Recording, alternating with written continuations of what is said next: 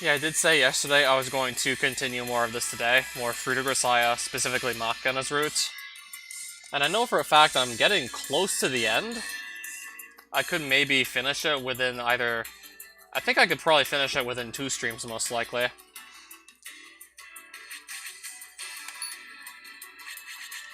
So we left off during the middle of the scene where Yuji and Makina decide their best course of action is to run away. In other words, try and just disappear from the public eye.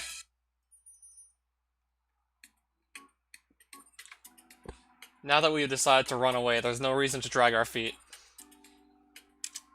Therefore, we're going to leave this place immediately. I'll give you 30 minutes. Attend to your affairs and gather your belongings with that time. Then regroup here. Understood? And I assume also say goodbye to your friends. 30 minutes? Better than 40 seconds, right? Gotta move on. The clock's already ticking. Got it. After watching the girl patter off upstairs, I begin my own preparations for departure. That said, my personal luggage is pretty damn minimal. All I got is the single oversized backpack I lug here from Yamanashi. And even that's only halfway unpacked. I won't be taking any additional household goods I purchased after my arrival at this school. Easy enough to buy new ones if they become necessary. So Makina doesn't want to go back and live with her family, plus she also has a hit with her name on it, so... yeah, that's why she and Yuji are running away. Of course, Yuji also doesn't want to have to kill Makina either. Only reason he said yes when he got the news is because if he would have said no, he'd have been locked up until someone else just killed her. Of course, he's not actually going to kill her. I fucking hope not. If I really feel the need to finish reading one of these books, I can just purchase my own copy. Well then. Since I finished packing nice and early, I have some time to think about what comes next. When you're on the run, a city is the ideal choice. The more densely populated, the better. Human beings have a natural tendency to hide out in some quiet little rural town in the middle of nowhere, but that's a serious mistake. The only people who think the country is full of kind-hearted folk living tranquil lives are city dwellers who've never been there. In reality, your typical village is a den of insular, malicious, and narrow-minded people, full of petty pride and obsessed with appearances. The countryside's a hell of a lot scarier than any city. And naturally, it's all the more cold and hostile place for a complete stranger at the locals bar. No social obligations or debts of gratitude to. When I was a kid, my mother and I learned that lesson the hard way. So they're gonna pick a big city to hide in. Ideally, it should be a place neither Mach and I have even visited before. Well, I think that would make sense. Okay, Bowsette, hi.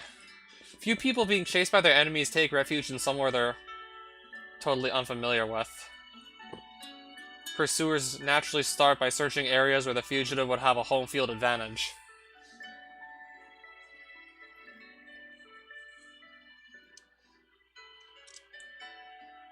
If Mom and I had known that back in the day, our lives might have turned out slightly better than they did. The thought does inspire some bitterness, but there's not exactly anything to be done about that now. I can only shake my head firmly and put it out of my mind. I assume to Mr. Bean 35,000 VR, right? I think you were just telling me about him earlier today on Discord. Just still be sure to keep some money for yourself. Only donate what you can afford to donate. Because once that money just leaves your whatever it's in, wallet, e-wallet, once that's gone, it's not coming back, so only donate what you can afford to. So if we're running somewhere, I guess the city would be best. When you're hiding a tree, don't do it in the forest. It's always dark at the foot of the lighthouse. Yeah, there's reasons the proverbs have been passed down all this time. People pour in and out constantly. The residents are apathetic enough not to glance over at the next toilet stall. That's the city for you. However, massive crowds do have their downside. Although it'll be hard to find us, it also becomes more difficult for us to notice the movements of our enemies. It wouldn't be so bad if we just had the competing factions within the Arisu to worry about, but I doubt we're going to get off easy. My employer, Ichigaya, isn't going to sit back and let me leave, and if Akasaka moves, there's a possibility our friends in the NSA and CSS may get involved as well. So even the NSA is getting involved in trying to kill Makina. What the fuck?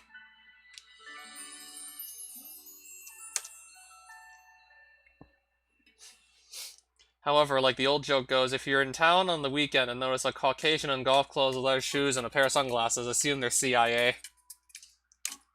In other words, there are certainly ways to recognize those sorts of people. That and they glow in the dark. If you see them when you're driving, they glow in the dark, you just hit them. You just run them over. That's just what you do. A thoroughly trained agent in their element is obvious at a glance. You can tell a CIA man when he's standing, a CSS man when he's sitting, and an NSA man when he's walking. Considering the possibility of their involvement, it would probably be best to avoid yuppie-infested areas of the city where business suits are common, in favor of neighborhoods overflowing with flashy young people. A place where punk kids loiter around at all hours would be ideal. Anybody walking in a straight line in that sort of crowd would stand out like a sore thumb. Guess it's about time. Just about 25 minutes have passed since Maka and I split up. Heaving the rucksack containing everything I own onto my back, I leave my room and shut the door behind me. Huh? Yuji? What's with the bag? You going somewhere? Yeah. And not coming back. Makina's in some real danger right now. The two of us are going to be hiding out for a while. No kidding. You have some place to stay? Nothing like that. Even if we did, it wouldn't be a good idea to use it. Sounds kinda rough. Is there anything I can help with? Well, let's see. If you have any cash on hand, a little farewell donation would be helpful. Doesn't he still have most of Makina's money to work with, though, so... You have to wonder how long that would actually last them. Yeah, I think right at the... I'm trying to remember the exact amount, but I know Makina wrote Yuji a huge check. At least 500,000 US dollars worth. I think it was 760 or 720. No, it was 72 or 76 million yen. I was about to say, like, 760,000, but that's nowhere close to 500 grand US. So... safe to say, you should still have a lot of money to work with. Though you'd have to wonder when. Not so much if, just when it's gonna run out that money, because not even that's gonna last forever, the $500,000. Oh, that's kinda sudden. Although Michiru grimaces a little, she nonetheless retrieves her wallet from her pouch and takes a look inside. Like, I've heard a couple stories of lottery winners actually ending up broke once again in a couple of years. Well, maybe closer to a decade than just like a couple of years. They'd win like multiple millions of dollars. They'd win millions of dollars, and then they'd end up broke again. I've only got 2,000 yen on me. That's plenty. Thanks, I'll make careful use of it. Oh, by the way, Michiru. Yeah, what is it? You're not really acting all that surprised, are you? I guess not. Yumiko sort of gave me a vague summary of what's going on. She said there's nothing we can do about this. In fact, the best way for us to help you two is by keeping out of it. Is that true? Yeah, exactly right. There's nothing you can do, and if you stuck your head in anyway, you might end up becoming collateral damage. However, as long as you're in this school, it seems Sakaki is going to keep you safe. You can just forget about us and go on living normally. When everything's cleaned up, you guys are gonna come back, right? I can't promise that, but I'll definitely try. It's not like I really care about you either way, but make sure you keep Makina safe, alright? It's not like I really care if you come back.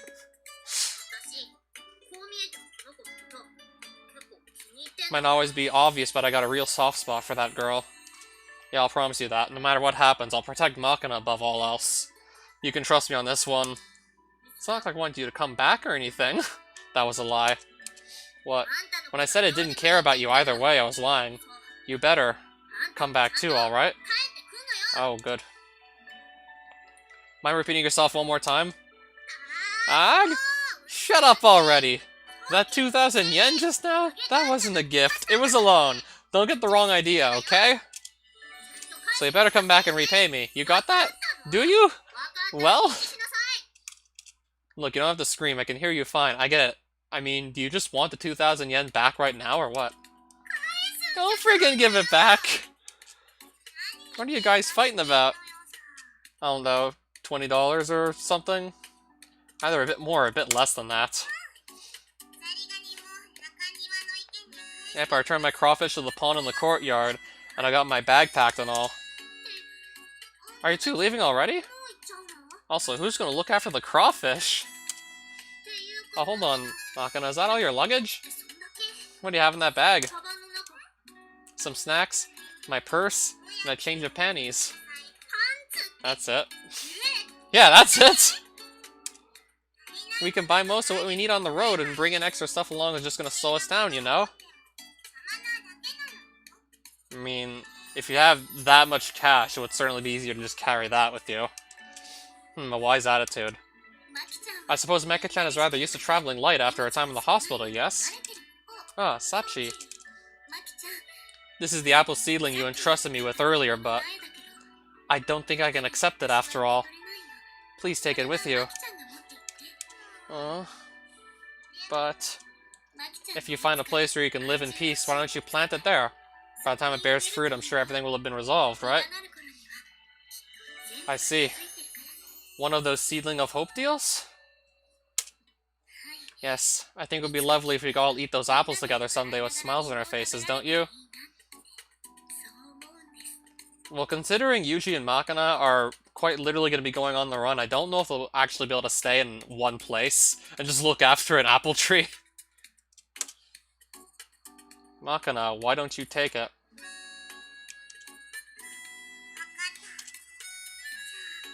I don't know if we're actually going to get to see that apple seedling get planted. I just focus on, I don't know, not getting killed or something. Staying alive is like #1 priority. Then look after the apple tree. I'm looking forward to it already. Hey, wait. Are you really going? Right now? Not to worry. We'll meet again. I hope. Yes, I will pray for your good fortune on the battlefield. Hold it right there! Amane? Hold your damn horses there, y'all. Amane? Makina, take this with you as well. The bread maker. But is this really okay? As long as you have this around, you can bake bread whenever you want, right? This thing's going to be a bit of a burden. Shut up! You're a guy, so little extra luggage is no big deal, right? Just carry it for her. Guess you're right. Also, here, it's just a bunch of leftovers, but I packed you a box lunch. Eat on the road today, okay? She got that piece, too, with bamboo shoots and lotus roots you love so much. Oh, yeah. Thanks. Also, you left your cell in the room, you know? Can't make any phone calls without this. I left that behind on purpose, you know? Why? We're not going on a vacation, you know?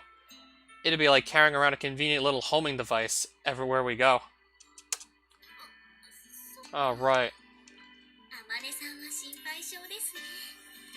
Yeah, now that I think about it, you really can't bring a cell phone if you're trying to just disappear from existence.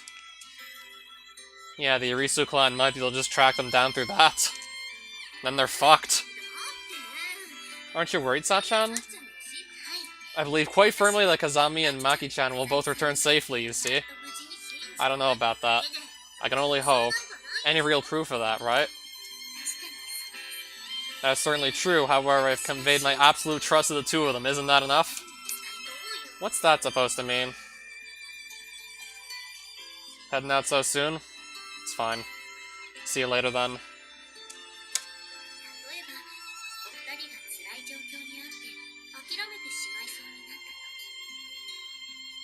See, I have to reiterate, Yuji and Makina are running away. About to book it, yeah. I think I'm also close to the end of this route. For example, if the two of them encounter a difficult situation and waver on the verge of giving up, perhaps remembering that someone is waiting trustingly for their return will give them the strength to go on. Perhaps you could call such blind faith irresponsible, but I think belief possesses its own indirect power. Sachin? You're strong, Sachi. Alright. I believe in you guys, too. And wait patiently. I guess, I could believe in you, too, if you ask nicely? I mean, yeah, I believe in you guys. I'm sorry. Lately, Michiru-sama's sentences have a regrettable tendency to trail off into unintelligibility. Would you mind repeating yourself a little more loudly? Ah, jeez. I got it. You want me to shout? Fine. I believe in you too. That good enough? Kiru actually managed a halfway decent tsundere. Never thought I'd live to see the day. Indeed, human beings should live long lives full of happy surprises. Therefore, please promise that you will return safely. Maki-chan and Kazami-san both. But that's... You don't need to be entirely sincere. I'd like to hear the words anyway. And I'd like you to bear in mind that there are people waiting here who believe in them. Understood. We'll be back, Maka and I both. Yes, and we'll be waiting. You're coming back, okay? Yeah, it's a promise. That goes for you too, Makina. You better come back in one piece, got it? Yeah. Thanks, Kiru. Thanks, everybody. Let's go, Makina. Yes. With a forceful nod, Makina snaps her slipper-clad heels smartly together and squeezes her hands into fists. Standing at attention, she turns her gaze around the room, taking the faces of her friends one by one. Irisu Makina, heading out. Take care of yourselves, everybody. Lowering her head about 10 degrees, the girl offers a salute worthy of a professional, then turns around and walks off without another word.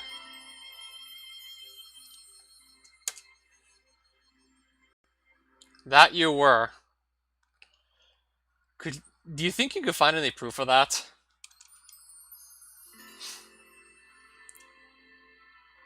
Seems that way considering a set few people win just about every year.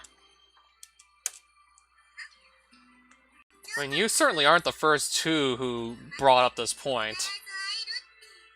Eventually there was a period where entries just had their names removed from them, like levels were just anonymized, so we didn't know who made what.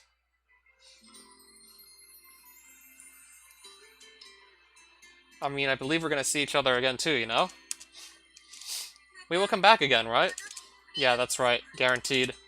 In that case, what's the problem? Gotta say, though, it's kind of a downer didn't get to say goodbye to Yumi-chan. She's a bit of a special case, I suppose. What do you mean? Look up at the roof of the school.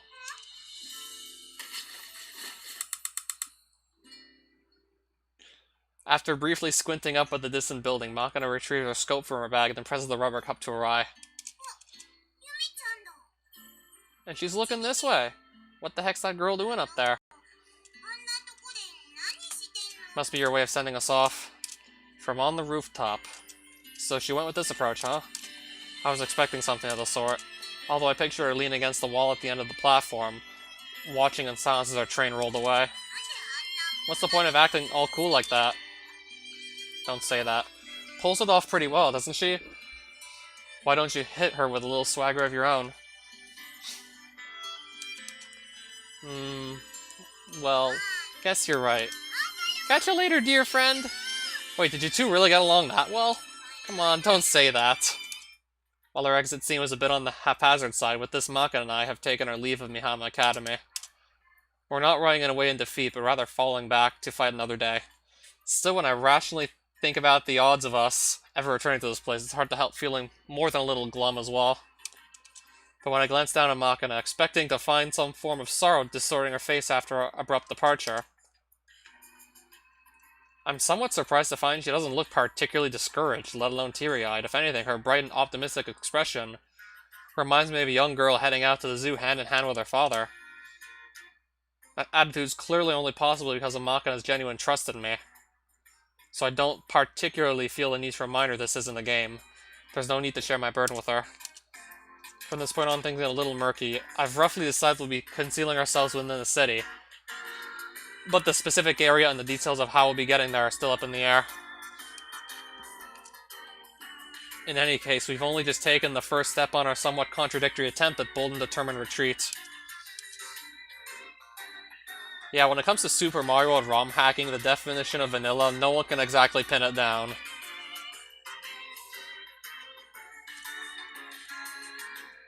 When you see stuff that wasn't exactly intended to be reminiscent of the original Super Mario experience at times.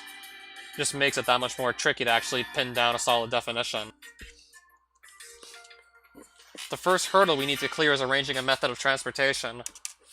It wouldn't be that problematic if I was alone, but with Makina tagging along, it's the ancient wolf with cub dilemma. The range we can reasonably expect to cover on foot is severely limited. I did consider asking Amani to loan us a vehicle, but if at all possible, I don't want to risk dragging her into this.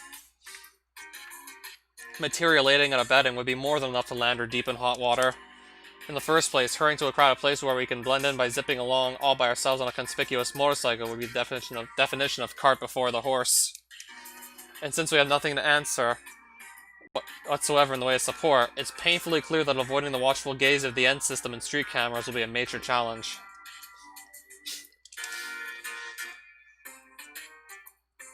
Using public transportation would be the ideal countermeasure, since the other passengers will become human shields and camouflage.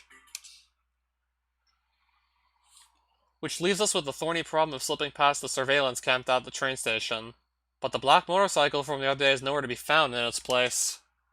Hey, Makina. Sorry, but can you head up to the platform first and wait for me? Huh? But... Don't worry, I'll be there soon. But if I don't show up within 30 minutes, head for the place written on this piece of paper. You can have that, right? Don't make that face. I don't want to make you act on your own right off the bat either, but even though I have a few obligations I can't just walk away from. Here, I'll give you the money I scammed off Michiru earlier. Get yourself a boxed lunch while you wait or something. Can I buy some ice cream too? Ice cream comes after the meal. I'll buy it for you later, so just be patient. That's a promise, okay? Yeah. Right where the surveillance operative's black motorcycle was parked the other day, there's an exceptionally eye-catching bright yellow sports car. There's only one person who would be parking a gaudy thing like that around here. Oh, JB.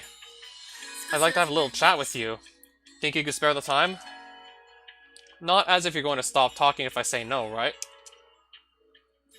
Beginning the conversation with a heavy sigh and the words I knew would come to this, JB cricks her neck back and forth in a familiar gesture of exasperation.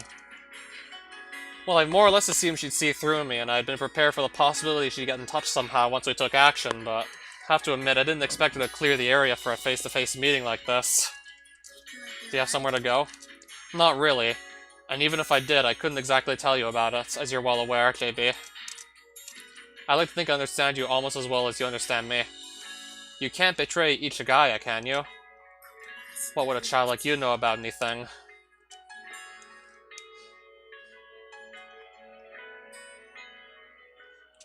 Replaying Colossus, now that would be interesting. I know that you're incapable of sacrificing the large for the small. You believe in prioritizing the big picture, and you've lived by that principle all this time. If you chose to betray the organization for our sake here and now, all those small things you sacrificed up to this point would have died in vain. You can't possibly do that. Even if you could, I wouldn't ask you to. This is pointless. Give it up. The two of you will just be disposed of sooner rather than later.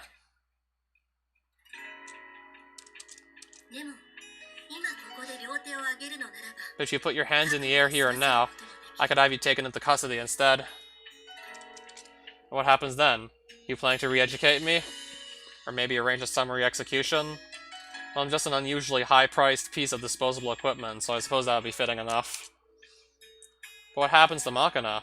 If we hand her over to her family, she'll be killed, am I wrong? If I'm going to be put down in the end anyway, I'll use the rest of my life for Makina's sake. Calm down and think this over carefully. What on earth do you think you can accomplish alone?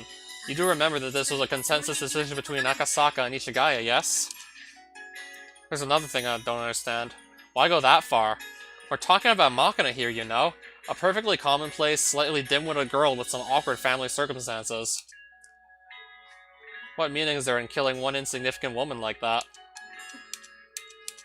Sorry, you don't have to answer that. I've already openly declared my intention to become a traitor.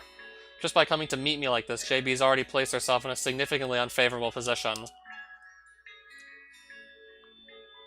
And especially given that she's my direct superior and case officer, if the cards fall badly, it's entirely plausible to imagine her being taken into custody herself. Thought leaving quietly would be an act of courtesy toward you. That way you could just be the dumb blonde who didn't see this coming. Tell me something, JB. If you knew what I was going to do, then why are you here? Well, let's see. I suppose I was imagining I might be able to persuade you if we talked face to face like that. Indulging wishful thinking, clearly. So you've given up on trying to persuade me? Would you turn yourself in if I offered to let you touch my breasts? Let me think that one over. Worth a thought, eh? But not much more, I imagine. Your conclusion clearly isn't going to change. Not to say that you always stick out to your initial goals, but once you've really made up your mind about something, you never falter or give up. Did you inherit that obstinacy from your master, perhaps? I'd say I got it from my big sister, actually. Kazuki was said to live every day picturing myself 10 years in the future. And if I were to abandon the girl now, even in 10 years, I'd probably be a miserable piece of trash, unable to even raise my head in front of Makina's grave. I won't take that path. Even if the alternative means losing your own life, dying for the woman you fell in love with strikes me as a pretty damn good way to go. That's the self-centered nonsense of a man who hasn't considered how the woman left behind would feel. My master taught me you're not a man until you find something that matters to you more than your own life. If you think you can make me agree to anything by using Asako as a shield, you're badly mistaken. Oh yeah? Well, if you think thrusting your breasts out is going to make me listen, you're even more mistaken. Oh really? Then you'll pass on the breasts? I didn't say that. What an awful excuse for a conversation. I've halfway forgotten why I even came here. Go ahead, forget it entirely, then turn around and go home. You're awfully cold. Sorry. Don't apologize, I didn't come here to attack you. Well, you don't appear to be armed, so I suppose you won't be trying to convince me at gunpoint either, in which case I think we're done here. You've always been like this. You and Asako both.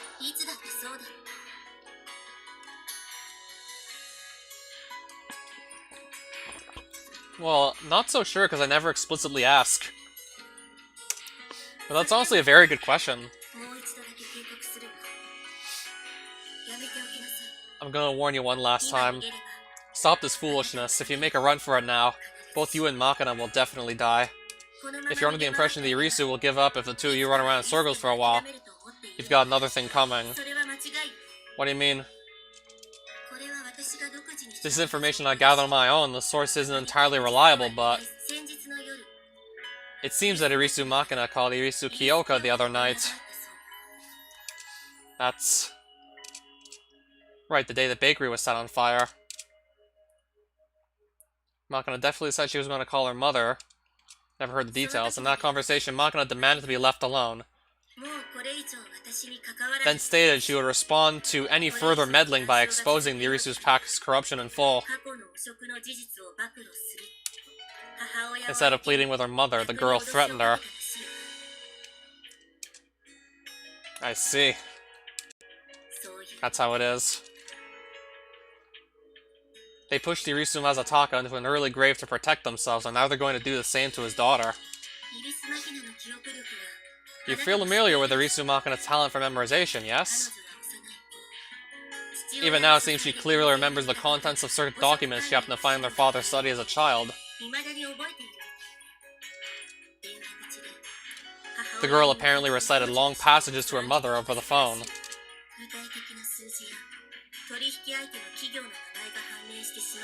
Given specific figures, dates, and the names of the businesses they were working with, even those most perfunctory investigation would quickly produce evidence of massive fraud. As long as the girl's alive, they can't rest easy. Crippling information might leak at any time, from any place. The Irisu clan decided to eliminate Makina out of simple fear.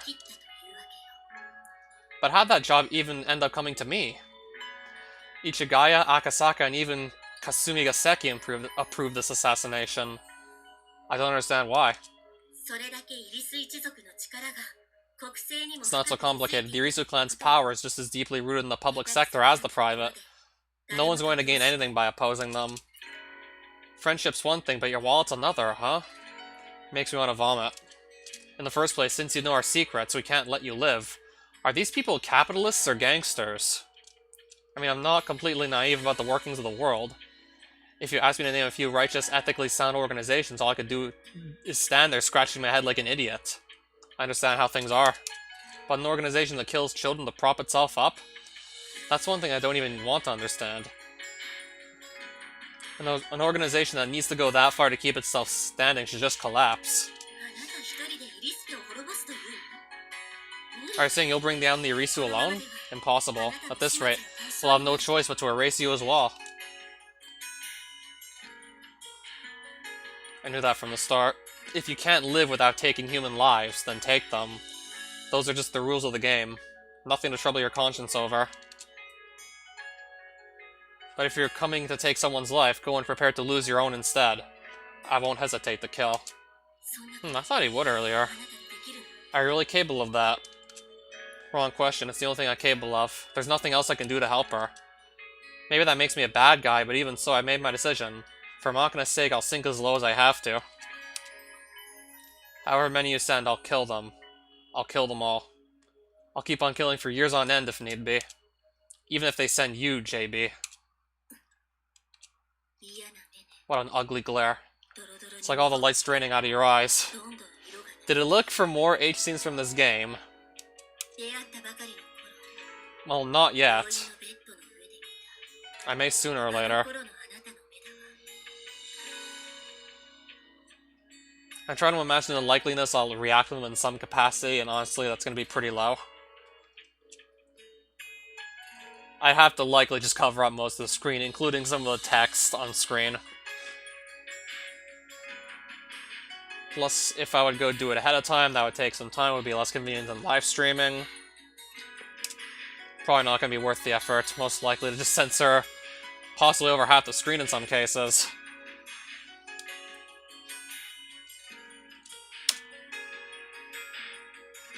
Keep what you really think buried safely away. Maintain the facade and you'll trudge through life without problems. But what's the point of an existence like that? After Asako died, I lost my purpose, but now I found Makina. And my life is meaning again. I won't let anyone take that away. The girl is that much value to you? What can I say? Seems like caring about someone can really sneak up on you little by little. From the moment they're born, human beings are given something to protect. Namely, their own existence. The most precious thing we have, the possession we should treasure above all else, is our life. But through the passage of time, our priorities grow more complicated. Often we find something that matters even more than ourselves. Yeah, if I could get away with that too, perhaps. I don't even know. For example, our families, for example, our motherland. While a few people probably grow up still treasuring their own lives above all else, even they fight to protect the things they need to protect themselves. As human beings live, they naturally find more things to protect. I don't know. When they find something more precious than their own lives, something they would throw away everything else to protect, people undergo a change. I think in a best case scenario, you might just get me reading the dialogue and get, like, a black screen. Plus you get the audio from the scene, maybe? You probably get the audio from the scene. But you're probably just gonna get a nice black screen of me reading all the dialogue. And reacting to it, of course. Even if it leaves them broken or miserable or poor, even at the cost of their dignity and pride, even at the point of foolishness, they struggle for the sake of that something. Yeah, we get it. I'm afraid of change, but I want to change. That contradiction is part of me. But I won't let it paralyze me. I'll walk forward, step by painful step. JB, you understand, right? I don't value my life particularly highly. I'm alright with dying whenever and wherever. Hell, it could have happened a dozen times by now on the job. But if I'm going to croak one way or the other, I want a death that has some meaning. I want a reason to look back and say I lived for something. I played that role for Asako, and now the Makina has taken it on for me. People like us can't live any other way. And I think it's probably the only way we can die too. You're an idiot. And so is Asako. Wait, is JV crying? You don't have to tell me that, I'm well aware. I was born stupid and a coward to boot. Nothing can be done about it now. As the conversation comes to a pause, I glance down at the watch on my left wrist. It's time. I'm leaving now. Better get back to work yourself, JB. Wait, Yuji. Are you planning to run away dressed like that? With those words, JB retrieves her wallet from her breast pocket, then takes out a few 10,000 yen bills from inside. Buy yourself some clothes. Don't kill people wearing a school uniform. While you're at it, pick yourself a book on etiquette toward women. Sorry, and thank you, Julia. Oh, don't call me Julia, damn it. You only trot that one out at times like these. I know I'm nothing but a convenient woman to you. Don't insult my intelligence. Just go wherever the hell you want, why don't you? I don't even give a damn anymore. I don't give a damn. Idiot. I understand. My bad. Made her cry, huh? Yes, you did.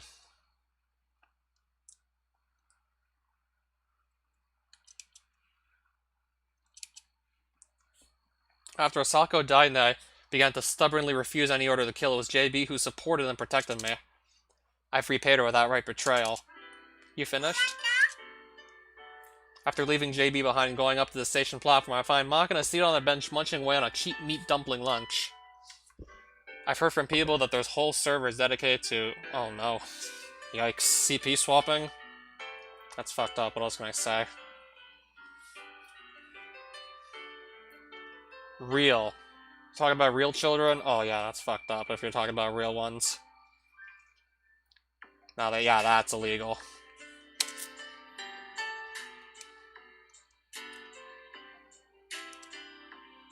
And just completely immoral.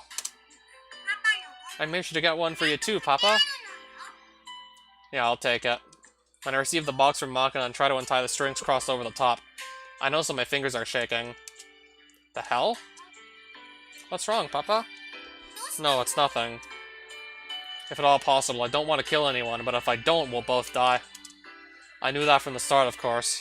But now that I've declared it outright to JB, I guess the unavoidable reality of the situation finally sank in.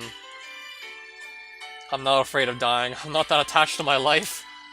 But right now, who I need to protect at any cost, failure is no longer an option and my hands won't stop trembling. Papa, I'm sorry. This is all my fault. I don't have anything to apologize for. This is how it has to be. I don't know any other way of life. If anything, I'm grateful to you. Grateful?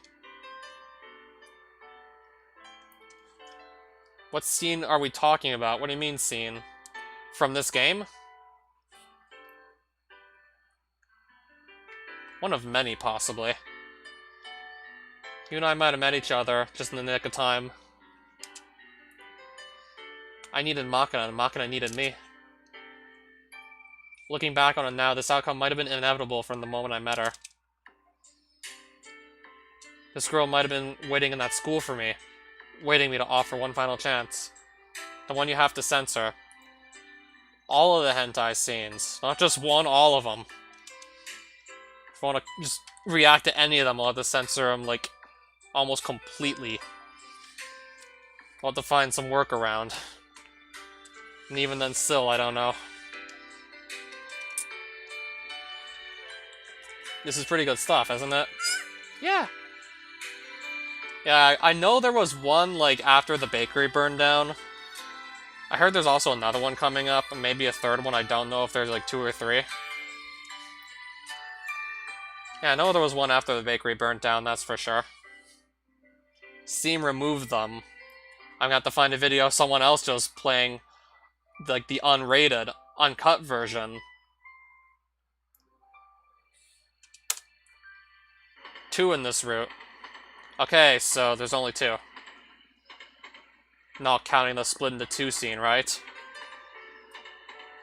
You're tearing me apart so much! Done split into 2! Yay, now you're on 2 lolly routes! From a local train in Mission McCabe, we switch to an express after 2 stops. 4 stations later, we get on another local heading in the opposite direction, only to disembark at the first stop to catch a semi-express. Are you just gonna give the numbers or actually associate them with the characters in each route? Riding that all the way into Shinjuku, we cut through the maze-like subterranean tunnels toward Shinjuku Sanchome Station, where we switch to the subway. Continuing a number of similar feints as I keep a watchful eye out for possible pursuers. We finish a quick shopping trip at a hardware store and pharmacy, then finally make our way to a certain neighborhood. You'll give the number an associate. Yeah, I've heard about that too.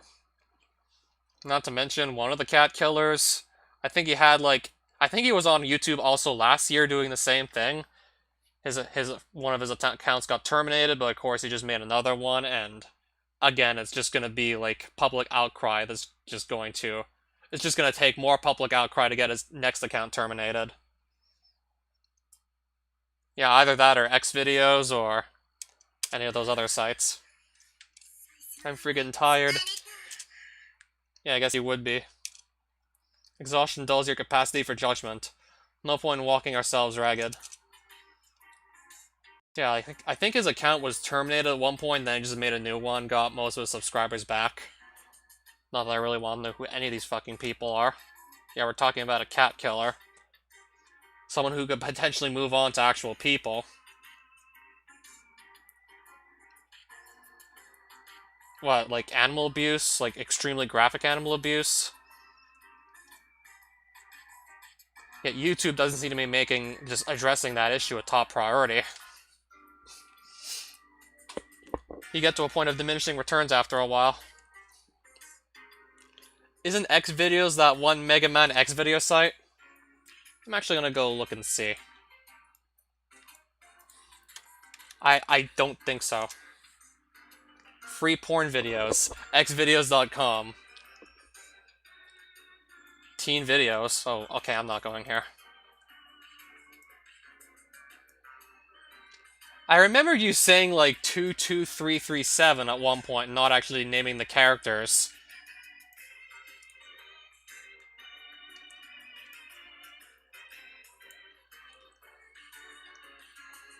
Yeah, but a couple mascots beating up a guy in a parody in a faked video seems to be more like a priority to them. Yeah, I have heard. No matter how many feints you make, it only takes one moment of bad luck to be discovered. So, 18, 19. Yeah, they could only really be two ages then, if they're 18 plus. Once you're 20, you're no longer a teenager. Okay, good. 18, 19. 16 or 17, now that is a gray area.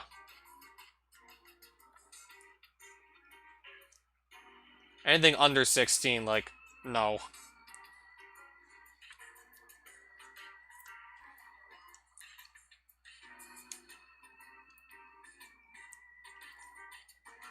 You thought there were only 3 Sachi scenes, but there's actually 4? Yeah, it really depends on the country. Yeah, I think here in Canada, 16 is actually the age of consent, but universally speaking, you become an adult at 18, and that's just generally a very good guideline to follow. 18 is just like a very good guideline in general. Just a very solid reference, because that's when you become an adult. I mean, if one person was 18, the other 16, and they just consented, then there should be nothing wrong with that. Like a real fucked up scenario would be like 55 on 9, for example. Like that I just cannot say. That I can never accept.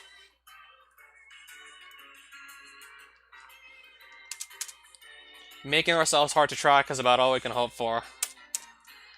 Alright then, let's go somewhere where we can relax. Yeah, or that too. That's also like not acceptable.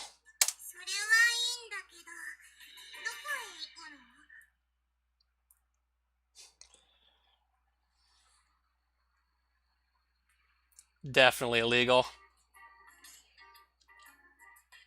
Yeah, I remembered seeing one video, I'm trying to remember exactly what the channel name was. It was some sort of data comparisons channel. And it just goes through like a bunch of countries and their ages of consent. And alarmingly, at the end of the list, we see Yemen, age 9.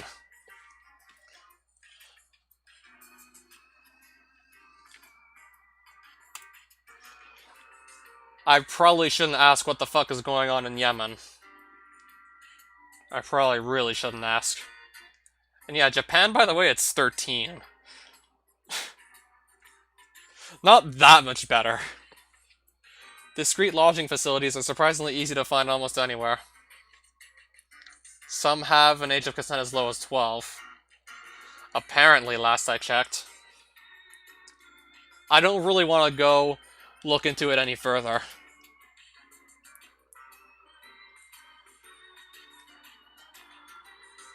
Yeah, we're talking about Japan here, like a better off country than some of the ones in the Middle East. Discreet lodging facilities are surprisingly easy to find almost anywhere. Especially in parts of town frequented by young people who find plenty of fashion hotels. Why don't minor attractive people just move there? I don't know. I don't know if they have the money. I guess I can imagine in a country where the age of consent is that low, I can imagine the laws there are probably either pretty shitty or not very well enforced, so I wouldn't feel safe in a country like that. Of course, if you want some tidy-looking place right on the main street, you're going to be running up a decent bill fast. But unless you're bound and determined to stay in some amusement park room with a rotating bed. One of those old-fashioned hotels dating from the pre-war era is just fine. Maybe that's why VN companies in Japan get away with putting minors in H scenes. Yeah, Makina's 15, and so is Sachi, by the way. The walls tend to be thin, but that means you can't miss anyone breaking in. For some strange reason, this kind of cheap old hotel is always without fail. Managed by a half-deaf old bat. It took a good deal of effort just to get across what we wanted, but the old lady didn't even bat an eyelid when two of her customers started fighting loudly. So that's the sort of indifference we're looking for. Ugh. This room kind of stinks of disinfectants, almost like a hospital or the school infirmary. In any case, let's double check our luggage and the stuff we bought on the way, and take a breather. I'm gonna double check. I remembered Makina was 15. I'll double check Sachi's age now.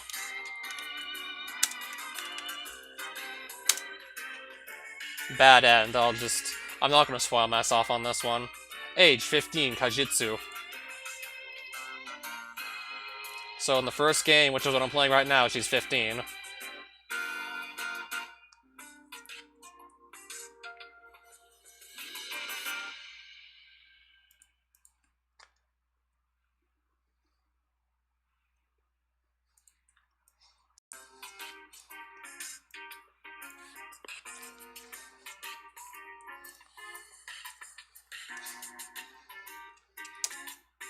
Yeah, gotcha!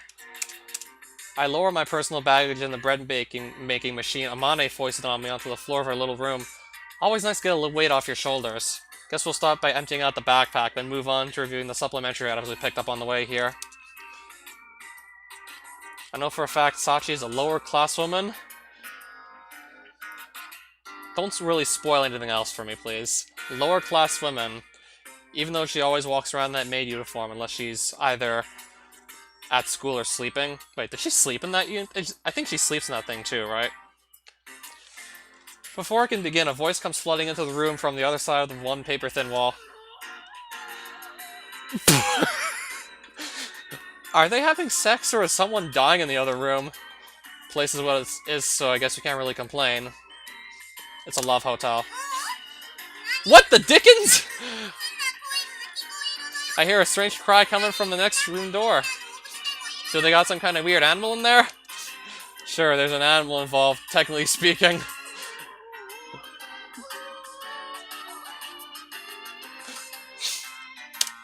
Sounds like mooing to me. Must be cattle. They're watching a show about cattle. Cattle? A Genu? The word's pronounced new, apparently.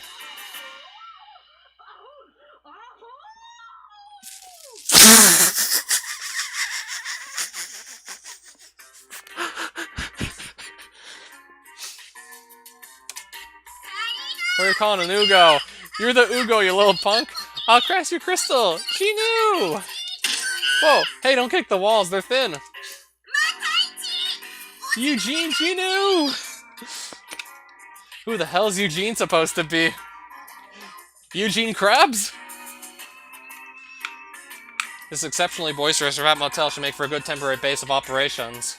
For one thing, it's completely incompatible with the gloomy pathos that so often comes with being on the run.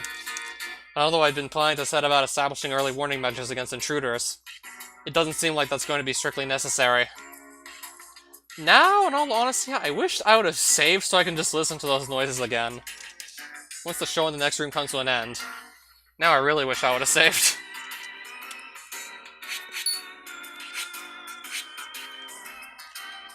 I'm not just gonna flip through like a couple hundred dialogue boxes just to listen to that again. Sorry.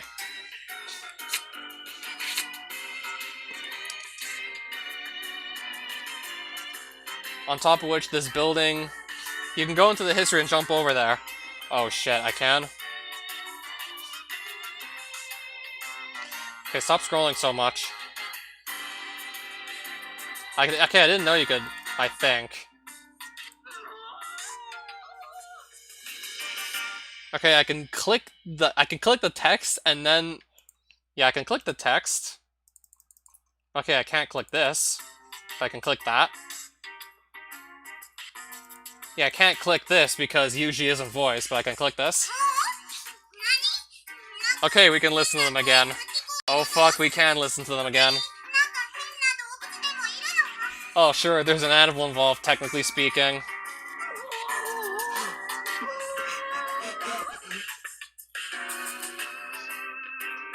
Sounds like mooing to me. Cattle? A Genu? The word's pronounced New, actually.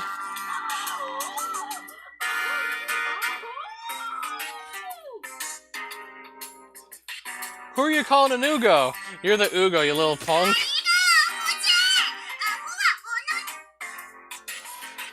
The whole structure creaks and groans audibly just from people walking down the avenue outside, so the building itself is basically its own intruder alarm.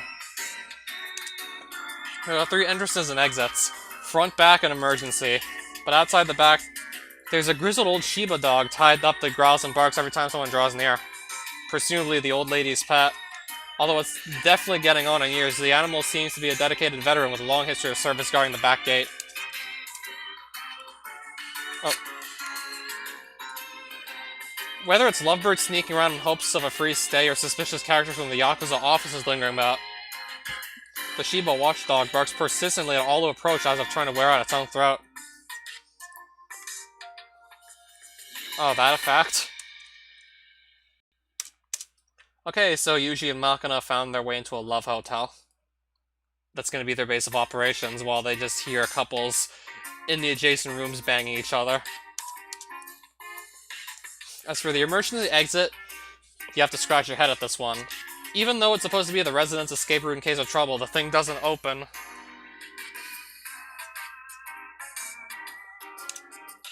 Someone from the fire department does seem to have stopped by for a lecture, since there's a green light at the end of the hallway indicating the exit.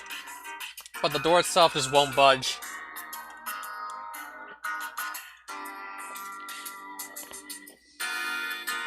Completely befuddled, I circle around the outside of the building to take a look. Only to discover a presumably abandoned bicycle rusted to a brilliant red wedge between the emergency exit and the building next door. Doesn't matter how hard you push from the inside, this thing isn't going to open. And if you try to remove this obstacle from the outside, you'd make a hell of a lot of noise doing it. Not exactly an ideal situation from a safety code standpoint. But this would pose a minor but aggravating problem for any intruders. I decided to leave it as is. Finally, there's a front entrance. The 5 square meter space you come into immediately upon entering the building is the manager's office and reception area all in one. The extent of the security here is the half-deaf old lady herself, sitting behind her desk watching period dramas and decades-old suspense serials. Not much sign she's even trying to keep an eye on things. A few minutes into my observation, she abruptly pushes herself to her feet with a grunt of whoopsie-daisy, then opens the door of the manager's office and wanders out into the street. I spent 15 minutes wondering what's so important that the woman left her building completely unattended. At which point she returns with a box of cigarettes in her hand. Seems she hobbled down to the local liquor store to get herself some smokes. I think it's safe to conclude her management of the premises is somewhat on the perfunctory side. Yeah, that's what I thought. Better than no one at all, probably. But just to be on the safe side, I decided to install a single motion detecting security light I purchased at the hardware store under the eaves at the front of the building. The old lady accepts this easily enough. She's apparently deeply impressed to learn that in our convenient modern world, a mere 3,200 yen can buy you a light that flips on automatically when people approach. After a thorough secondary check of the surrounding area, including potential nearby sniping spots, I returned to find Makina already quietly asleep on top of her futon. Not surprising that she'd be tired out after all that walking and switching trains we did today. But the girl didn't even bother to change first. She's curled up in her clothes. Hey Makina, at least get undressed before you go to sleep. Take the clothes off for me, Amani. Amani's not here. Then you do it, Papa. What a pain in the ass.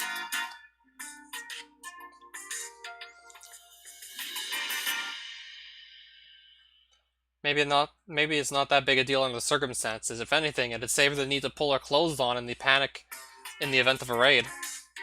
Guess we can just go to bed like this for today. Come on, Makina, move over a little. I can't get in. Yeah. You're gonna sleep with me? Don't say you, kid. Given the layout of this room, it's more convenient if we sleep in one place. Okay.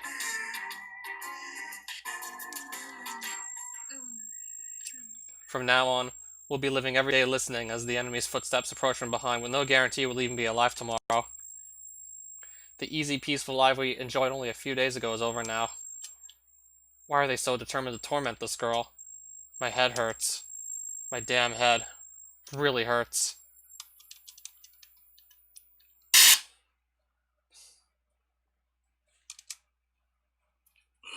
Oh, this is a mess. A real mess, Harudera-kun.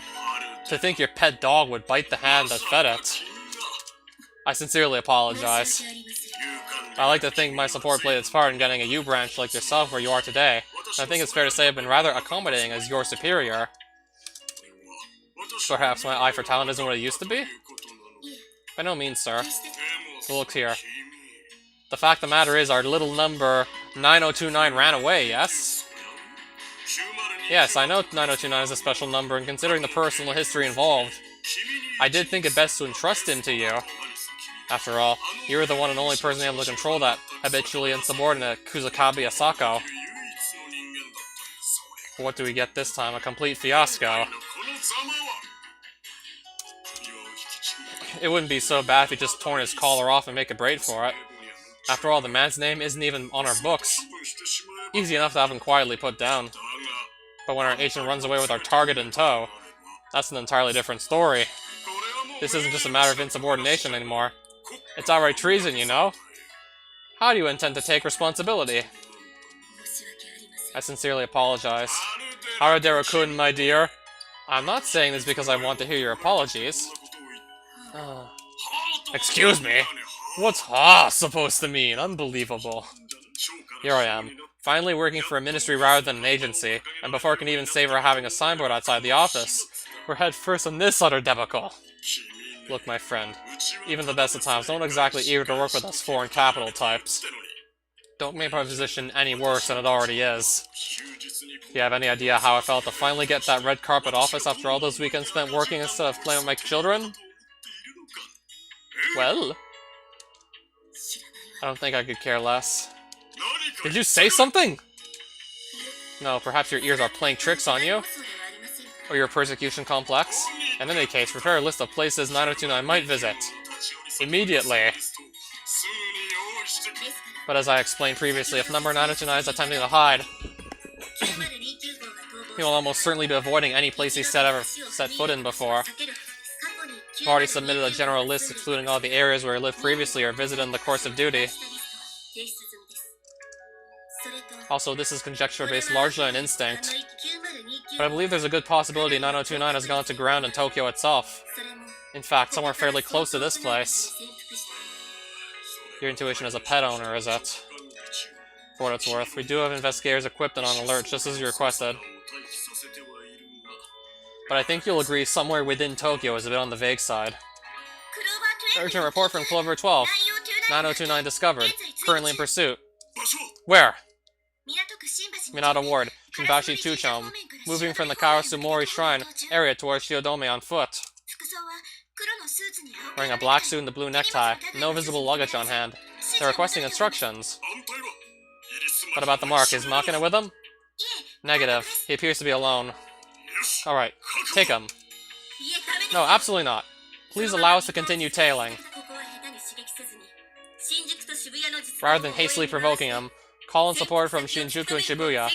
Determining the location of his hideout has to be the first priority. Wouldn't taking the man into custody put an end to this immediately? We're talking about 9029 here, remember? Do you even understand your current position? I may be requesting your opinion as an observer, but you don't have authority to determine our tactics right now. Well then, please issue the instructions under your own authority, but let the record show that I strongly advise a stay order. Very well then. Farrell-kun. Maintain the status quo for now. Affirmative. Clover 12, this is Queen. Do not contact. No contact.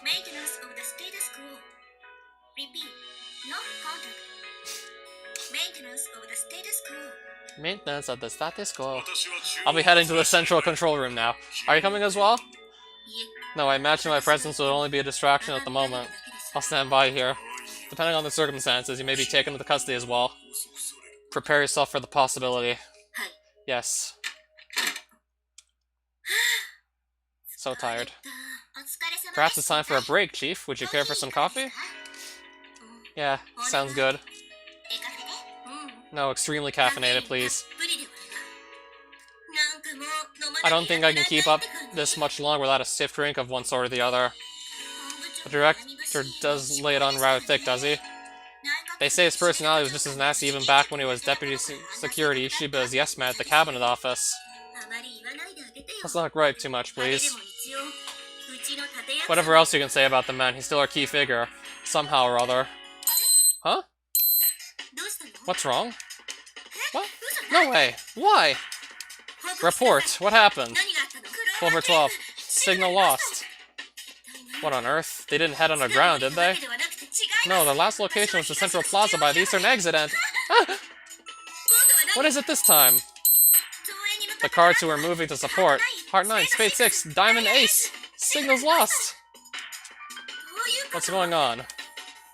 I don't know any more than you do, but if their signals are lost, either the transmitters are malfunctioning or they've been killed. What are our remaining cards? Only Heart Jack, a newcomer who's only been with us 2 months.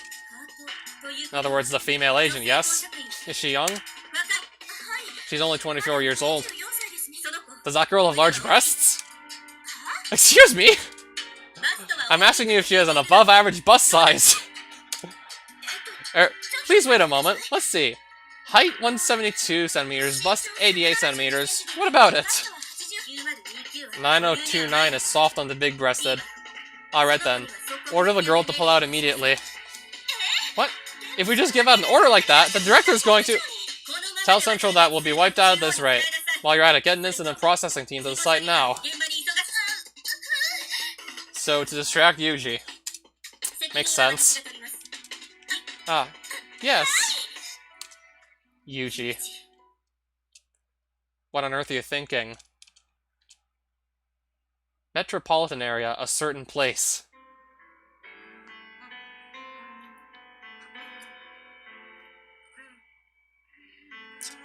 My stomach's bursting. I can't eat no more. Papa.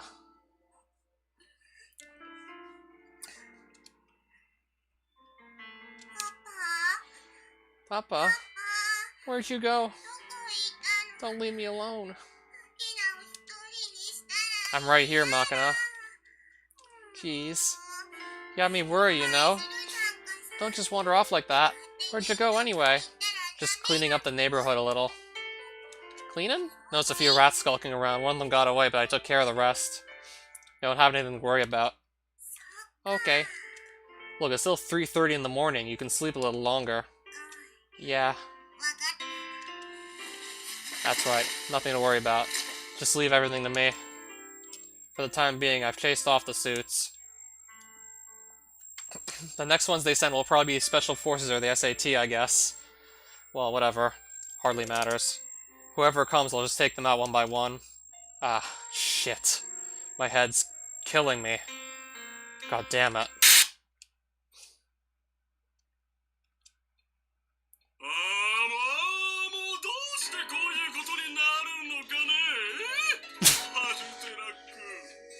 Why did it turn out like this? You're having your meeting at 4 in the morning, damn. Because the status quo order was rescinded, I believe I explained that we're dealing with number 9029 here. You're always harping on about that name, but he's nothing more than the second generation, yes? Does this number really warrant all this squawking? Respectfully, didn't you just personally witness the results of that careless attitude?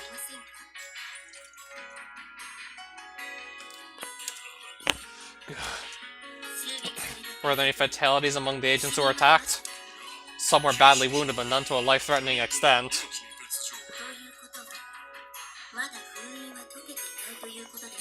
Which would mean the seal's still intact. The seal? Number 9029. Kazami Yushi carries a seal only Kusakabe Asako is capable of releasing. By nature, the man known as Kazami Yushi was cowardly and timid at heart, but by no means the sort of individual given to murder. And due to certain personal experiences in his childhood, he bears a powerful trauma regarding the taking of human lives. The terrible act of murder inspires in him as powerful enough to shatter his psyche. I read as much in the documents, but there aren't many children who enjoy killing others. Isn't that normal enough? Did you actually read the documents? I looked over his departmental evaluation. I'm afraid this isn't simple enough to understand merely by glancing at his report card. It's sufficient for my purposes. At the age of 12, Kazami Yushi killed his own father, resulting in psychological trauma. That's what you're referring to, yes?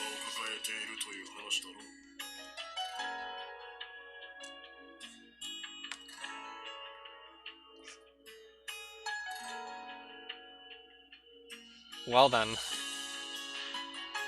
What were the circumstances behind that? He simply believes it to be the case. He didn't actually kill the man. But his father did end up dead. What are you trying to say here? Explain concisely. I'm a rather busy man. I don't have time to pore through these documents. And I'm not idle enough to sit patiently through one of your lectures.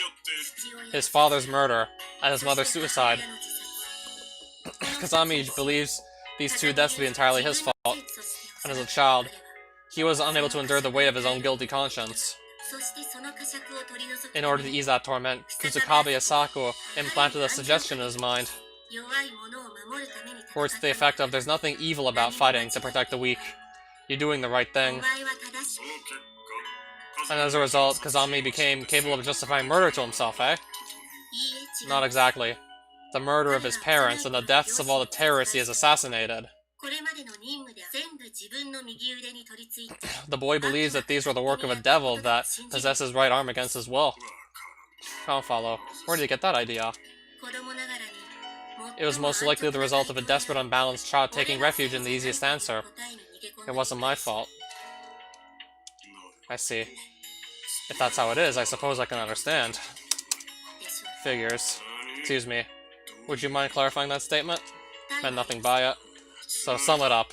Kazami Yuji became able to engage in assassination missions by offloading the responsibility for his actions onto some malicious spirits. And Kusakabe Asaka was the person who managed to hypnotically place that belief into his mind? It's the opposite. By making everything the fault of his devil, Kazami Yuji was quite capable of murdering people left, right, and center. Kusakabe Asako's suggestion repressed and controlled that tendency. Lord, this is giving me a headache. In any case, since Kusakabe is no longer around to give Kazami Yuji permission to kill, isn't this a non-issue? As a matter of fact, we haven't suffered any fatalities yet. You're looking at the matter backward. Asako is no longer here to reinforce the suggestion that's kept him from killing people. We have no way of predicting when that seal will give way. Can this suggestion, or what you have, really be broken so easily as that? I don't know. But the one thing I can say is, the seal is most likely an all-suggestion Kazami Yushi internalized, with Asako's commands acting as keywords. But if it comes to view someone else as equal to or exceeding Asako importance, I believe there's a high possibility that all-suggestion will no longer effectively bind them. If the auto-suggestion fails, what will happen to Kazami Yushi? He'll most likely proceed to methodically eliminate everything and everyone who he perceives as harmful to the thing he's chosen to protect. When Asako is still with us, it was possible to control the boy as a tool, but that's no longer a possibility. A tool? What do you mean by that, exactly? To rephrase, an extremely lethal piece of national defense equipment, however. Yes, at the moment you might compare him to something like a grenade. Any grenade has its safety pin to prevent accidental discharge. So long as that one cheap sliver of metal is in place, you can walk around freely with the thing dangling from your hip. A soldier pulls out that pin and hurls the grenade in the controlled arc toward the enemy line, but the only soldier capable of taking out Kazami Yuji's pin was Kusakabe Asako. The rest of us have been fiddling around ineptly with someone else's tool. And right now, that pin is about ready to fall out all on its own. A grenade with no pin and no objective is simply a bomb, indiscriminately rendering all those around it a charred meat. Right now, JB is consulting her superior as to what to do with Yuji and Makina. And they're talking about a grenade with its pin falling out, comparing what Yuji's about to possibly do. He might start actually killing people to protect Makina. And they're comparing that to like a grenade with its pin that's about to just fall out by itself.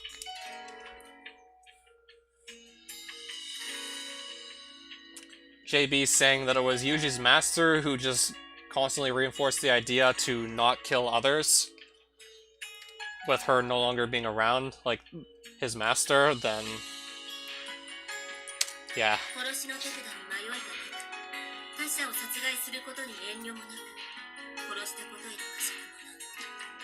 A man confident in the art of murder, unhesitant to exercise it, and completely untroubled by that conscience or compassion. If it progresses to that point, no one will be able to stop him. Let's not be melodramatic here. Any human being stops when they're dead. It's always regrettable to throw away broken parts, but I think we'll have him killed in action. I assume you have no objections? The decision is yours to make. Honestly, you'll let one hell of a troublesome mad dog loose. I'll be returning to Central, but if there's anything you've forgotten, feel free to contact me at any time. Yes. Good lord. Does he really have to run over to whine at me every time something happens?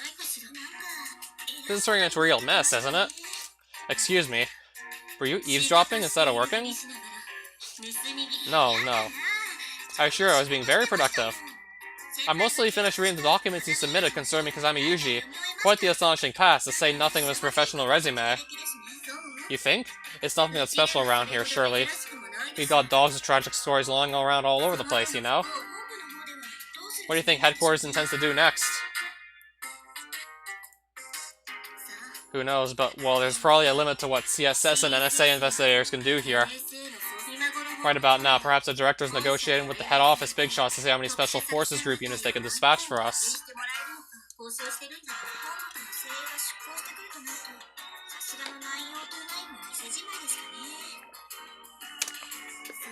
Yes, I imagine. The odds of him getting out of this alive are essentially zero.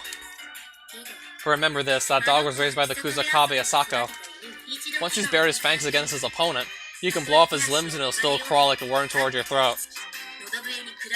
Even if you chop off his head, he's prepared to glare you to death. We spent $60,000 a year training him ever since he was a pup, you know? You know what you should do, play till the end. In one stream, though? Of course I'm gonna play to the end! How would I not? We've made an enemy of one of the most dangerous dogs you'll ever find. We can't allow ourselves to forget that. But... even if you wipe out the enemies who come for you, they're never going to stop coming, Yuji. When I was a child, there were nights when my head ached so painfully I couldn't sleep. I don't know why. I think the doctor my mother took me to said something about stress being the cause. It began with something that felt like a slight fever. Soon my head would begin to throb painfully in time with the beating of my heart. I didn't think it was stress. I thought I was starving for something. For affection. Or love. Something like that. Some frustrated longing was making impossible demands on me. One evening I suffered an unusually severe headache on my way home from school and crouched down on the roadside in agony. I looked around the area, my vision hazy and periodically obscured by pure white flashes of pain, but couldn't find anyone who seemed likely to help me. But that was only to be expected. It was natural. Nobody's going to volunteer for the thankless hassle of looking after some sick kid they've never seen before. I thought as much myself, and I'm sure the people passing by felt the same. Dragging my heavy legs forward as if slogging through the knee-deep mud, propping myself up against the wall, I crept my way home all by myself. When I finally reached my house after what felt like hours of miserable effort, my big sister met me at the door. The instant she saw my face, it felt like my sister spoke some concerned words, but apparently my ears weren't working properly. I couldn't understand what she was saying. When I thought about the painful, lonely struggle I just endured, her sympathy only grated on my nerves. I snarled bitterly that it was a little late for her to help now. My big sister's face crumpled miserably. I know I'd done something wrong, something worth apologizing for, but I didn't have the composure to tell her I was sorry. Ignoring my sister as she tried to speak to me again, I moved past her and into our bedroom. I couldn't even muster the willpower to climb up to the top of the bunk bed where I slept. Instead, I opened the closet, collapsed inside it, and slid the door shut with the last of my strength. I liked cramped places. I liked dark places. I felt most at ease holed up in places too small for others to enter. It felt like I was safe there. Like I was cocooned in the cockpit of a powerful robot. There was nothing to be afraid of in there. The pain so intense that it felt as though my skull was cracking apart began to ease little by little. I wanted to stay there. I wished I could curl up in that closet forever and never have to leave.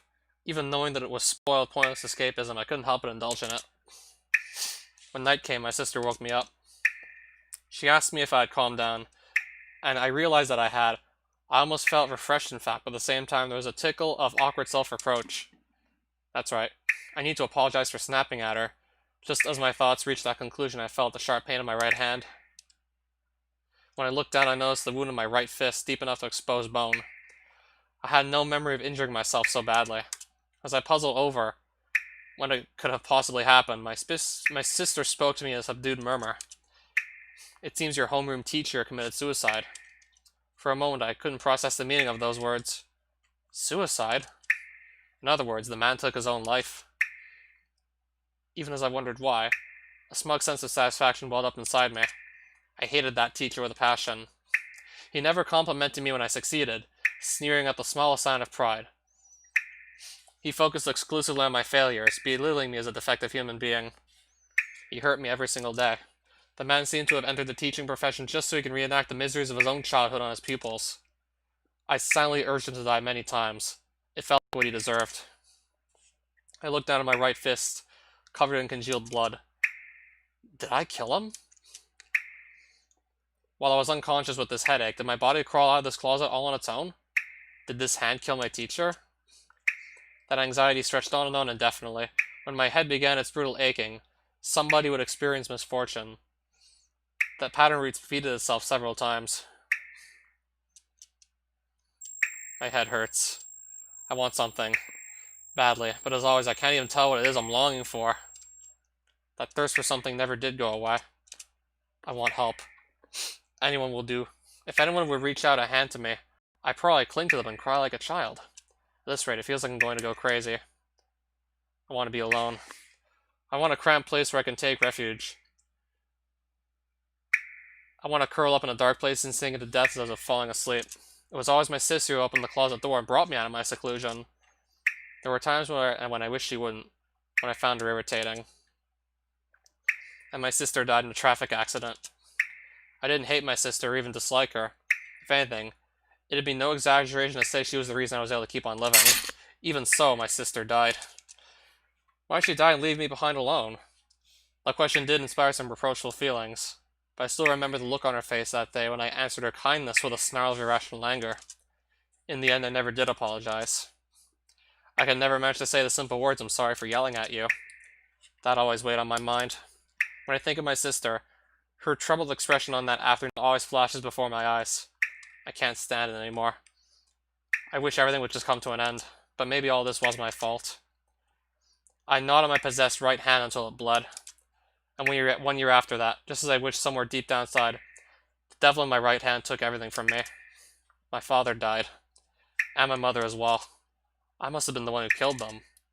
I slaughtered them all. I'm the lowest of the low. I was a vile monster in the body of a child, and the person who took me in was an even more terrible creature, taking the place of my father, who had died, leaving only depths behind. The man brought me to his mansion to live like a dog. Every day was pain. Nothing but pain. Bitter, excruciating pain, beyond my capacity to endure. To escape that suffering, I would have gladly committed suicide, but I couldn't die. Not when they punched me until the bones of my face shattered. Not when they kicked me until my organs seemed to burst. Not when they covered me in gasoline and set me on fire. I felt pain, I suffered, but no matter what they did to me, I never managed to die. The devil in my right hand must have forbidden it. I forfeited the right to live as a human being, but maybe that wasn't all. Maybe I'd lost even the right to die. What was so valuable about my existence, preserved at the cost of so much blood and suffering? Why was the devil keeping me alive? I didn't know. Forget the meaning of life. I couldn't understand the reason I wasn't dead. I reached my limit. The thirst grew so agonizing I was beginning to wonder if it would ever stop swelling inside me. Since things had gone this far, no choice but to purge myself of the devil that was the source of my suffering and thirst. I began smashing my right hand against the concrete wall of my basement room, but the pain was so strong I couldn't help easing off. I tried slicing off with a knife instead, but whenever I tried to cut through the nerve, agony ran through my entire body. So it was difficult to keep pressing the blade down. All I managed was to cut myself deeply. The bones on my wrists were getting in the way, so I tried to scrape them down with the knife first. But the thick blood that spouted out made the blade slip and slide around, so I couldn't grind away very well. And every time the blade did catch in the bone, the grating movement jarred my skull with sickening vibrations. In the end, I simply fainted from the pain. The adults in the mansion tied me up with ropes to prevent myself from mutilating myself any further, and they whispered in my ear the same words repeated many, many times. Nobody needs you. Nobody wants you. Even your family despised and resented you. No one in the world loves you. No one in the world is on your side. Everyone is your enemy. Hate them all. Anyone your eyes can see is your enemy. They made you suffer. They disgraced your family. They trampled your friends underfoot. That is the nature of your enemy. Kill. Kill them. Kill them all. You have my permission. Slaughter them like cattle. Hate everything. Kill everything. That is your only road to salvation. And so I killed. All of them. Everyone. I might have killed my sister. I murdered my own parents. But even after all that killing, I still haven't been saved. Haven't I killed enough by now? Ah, that's right. I haven't killed myself yet. I'm not finished yet. I've got to take my own life, but how? I can't just murder myself. I don't know how it's done. Nobody ever taught me. What do I need to do before I can die? I spent 2 weeks without eating any food. My arms grew thin as the branches of a dead tree. My front teeth fell out, and my fingernails grew soft and began to warp away from the skin underneath. When I reached up and touched my head, hair came out in clumps, but there was no pain. It seemed that I was simply going to wither away to a mummy. I would sleep in my crypt, waiting for the day when someone would offer me blood. However many years it took, however many decades, however many centuries, until someone who can save me appears, until my sister comes to wake me up. Yuji. Yes, that was my name. My sister always called me that. Until my sister calls again, I can only wait. In a slumber so deep, I'll forget even my own name. I wanted someone to pull me up out of this hell as quickly as possible, but I'd fallen into hell for a reason. I had done an evil thing. This was only natural. This was my punishment. When I came to, I was in an unfamiliar room. It wasn't my basement prison. There was a window. The pale bluish light of the moon floated, and the air felt like a little cold against my skin. On nights like this, where the moon hung fat and swollen in the sky, my sister used to moan in an awful tone of voice from the bunk bed below my own. It was always like that on nights when the moon was full. Suffering, sadness, desperation. Her voice spoke in many different emotions too strong for words. It frightened me when my sister moaned. I would wrap myself up in my blanket on the upper bed, covering my ears tightly, but still the voice seemed to pass through my skull and burrow directly into my brain. That overly bright moonlight flowing from inside the window might have driven me mad. I stood up from my bed, approached the window, and looked out. A single girl stood beneath a snowstorm of sakura petals dancing on the wind, her back turned to me. What was she doing out there at this time of night? In the first place, who on earth was she? As those questions drove every other thought from my mind, the girl turned around and smiled brightly. Our eyes met. Overwhelmed by the uncomfortable feeling that I'd been peeping on her somehow, I willed myself to pull back and hide, but for some strange reason I couldn't move my body even an inch. It was almost as though the force of her gaze had pinned my moonlight cast shadow to the ground. As I stood stock still by the window, the girl softly raised her right hand toward me and began to speak. My ears were ringing. The girl's voice couldn't reach me. When I concentrated on the girl's mouth as she repeated herself, I read the softly spoken words from the movement of her lips. Over here, Yushi. She was calling for me, clearly and simply. And when I focused on her with complete concentration, her voice itself became clear as a bell, sinking deep into my mind. Come here, Yuji. The girl was definitely saying that.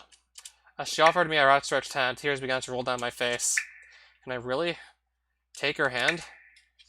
Is it really alright for the likes of me to take that hand? The instant our fingers intertwined, the devil in my right hand might kill the girl. My body began to tremble uncomfortably. I was afraid. This is a dream. I want to wake up right away. When I see dreams like these, my right hand always tries to kill someone. I can't take anymore. I don't want to lose anyone else. Papa!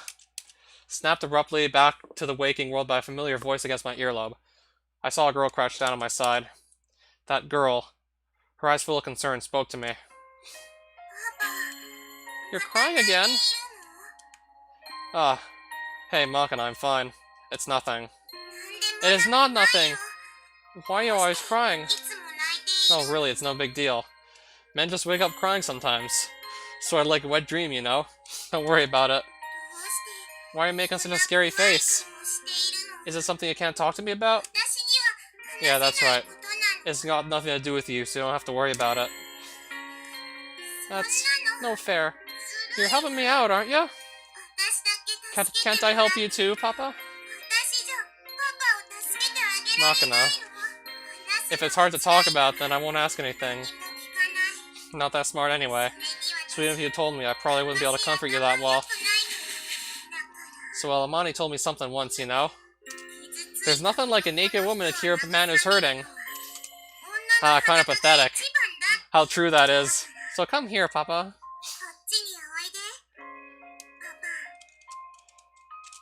Those words sent a jolt of surprise through my body. I've only just realized. The voice of that girl in the dream, the voice that seemed to sink into the depths of my heart, was Makina's. The girl who waited all the time, all those years, her hand patiently outstretched, offering to lead me out of hell. Never would have thought she'd turn out to be a stumpy little airhead like this. But here we are. I find myself wrapping my arms around Makina, clinging to her like a child. Sorry, Makina. Never thought I'd sink low enough to make you comfort me. Pretty pathetic, aren't I? Nothing to worry about. That's more than enough of a reason for a man to make love to a woman, you know? Come here, Papa. Give me a kiss. I still don't think you generally kiss your own little daughter, though. It's still always awkward when they're having sex and she calls you Papa.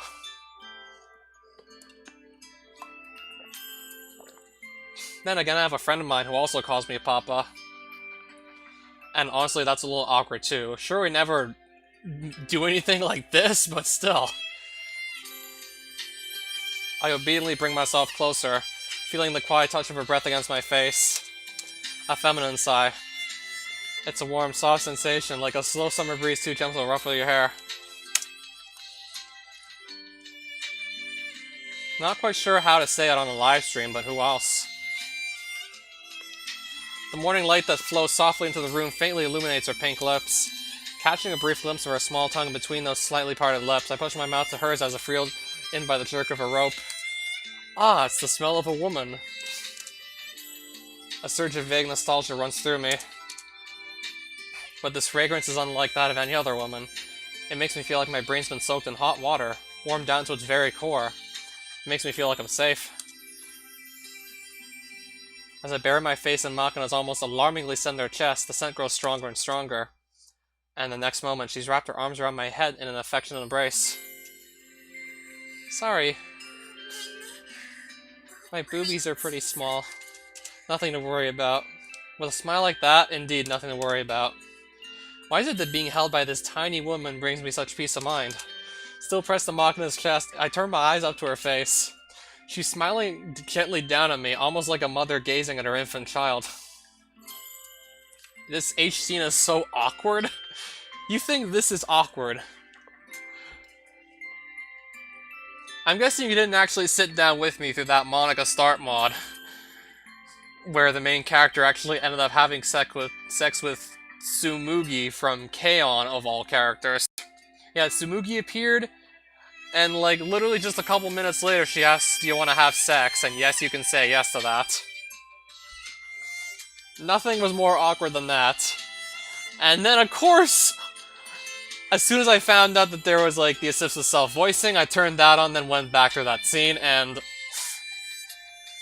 when I was bringing up Doki Doki Salvation earlier as one of the more memorable mods, it's one of the only mods that actually made me legit cry on livestream.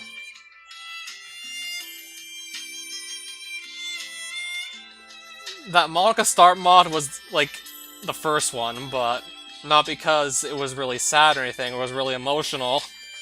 It was just a laughably terrible sex scene already, made even more hilariously bad with the assistive self-voicing. And of course, it was just extremely sad what Monica was going through in Salvation. Just sitting there by herself. Nobody wanted to talk to her because they all hated her for what she was doing to the other Dokis. Yeah, just sitting there literally by yourself for weeks with everyone hating you. Nobody wanted to comfort you. You just wallowing in your own guilt and depression. Yeah, that's pretty much what Monica was going through in Salvation, so unsurprisingly some tears would fall. But I can't answer that sweet smile. Along with a hint of awkward embarrassment, I'm filled with something like guilt when those innocent, caring eyes find me. Dark and ugly feelings swell in response. Don't pity me. Don't take me for a fool. Didn't Monica shoot her? Yeah. Yeah, you had the choice to just either save her or just tell her to pull the trigger anyways, and yeah, that's the bad ending of Salvation, where she shoots herself. And the good ending is where, like, she becomes friends with the other Dokis again. What's with that look? You don't think you really understand me, do you? Don't try to accept me.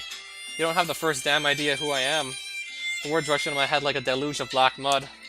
A part of me suddenly wants to teach this girl a lesson, to make her break down and cry. This is no damn good at all. I'm always like this when I see the bad dreams. Warped to the point where that even kindness brings me pain. Suddenly miserable with self-pity and on the edge of tears, I hurriedly pull myself away from Makina. I'm sorry, Makina. What's wrong? Why are you always apologizing to me, Papa? This is all my fault. That's not true. That's not true at all. Do you hate me now? No, I love you, Makina, and that won't ever change. But because I love you, there are things I can't help worry about. Like what? I can't explain it that well, but I'm not the sort of person who belongs in a normal school, who deserves a normal life. My hands are just too dirty. You have no idea what ugly things I've done. You can't even begin to understand. I can't just have happiness fall in my lap. I don't deserve it. I forgive you. What? Like I said, I forgive you. You have my absolution. Don't worry about it. What the hell are you saying, kid? I don't know what happened in your past, Papa, but you must have done something wrong, right? Something so bad nobody could forgive you. So I'll take care of that for you. Even if nobody else in the whole friggin' world can forgive you, I will. You're not making the slightest bit of sense, you know? It's a lot more nonsensical to be worrying about some stupid unforgivable sin. Here's a girl with her legs wide right open before your eyes saying she'll forgive you, so just roll with it. You really are talking complete nonsense. Nonsense is hella fine by me. What's logic done for us lately anyway? You're my papa now, so I'm not gonna let you spend your life looking for a way to die. Firmly resettling my head against her breast, Makina gently strokes my hair. Honestly, this girl really throws me off my game. Please be strong. and live with your head held high. It's okay. I'll always be here for you. I promise. Thank you, Makina. I'm no longer even capable of bluffing, pretending that I'm the one protecting Makina. All I can do now is cling to a younger girl like a child, hoping for his mother's forgiveness. I can't even keep myself from breaking down into tears. As I listen to the steady sound of Makina's heartbeat, I can feel the lingering pain in my head quickly receding. Some part of me believed that I was cursed, that if I talked to anyone, they'd be dragged down to hell with me. But now it feels like that heavy spell's been broken, all because of the small words coming from the small mouth of the small woman. I'm grateful to her from the very bottom of my heart. Just as the sparrows began to chirp outside, the rusty old air conditioner in our window seems to remember its purpose. Shaking the curtains as it belches to life. The bright, clear morning sun slips through the gap and streams into our room. My head doesn't hurt anymore. By the time the sun's risen cleanly above the horizon, my body's starting to wake up. Makina trots over to the corner, unplugs our small fridge from the outlet that connects the cord for her bread-making machine in its place. I was just lying in bed spacing out, but watching the girl grinding her plug into the outlet while yelping, "Boom-o!" I can't help but breaking into laughter again. And deciding it's about time I get to work myself, I push my languid body up off the ground. Okay, bingo bango bretto! Alrighty then, thanks for your patience. We got us some baked goods! Nice, bring it here. What did you make for us today?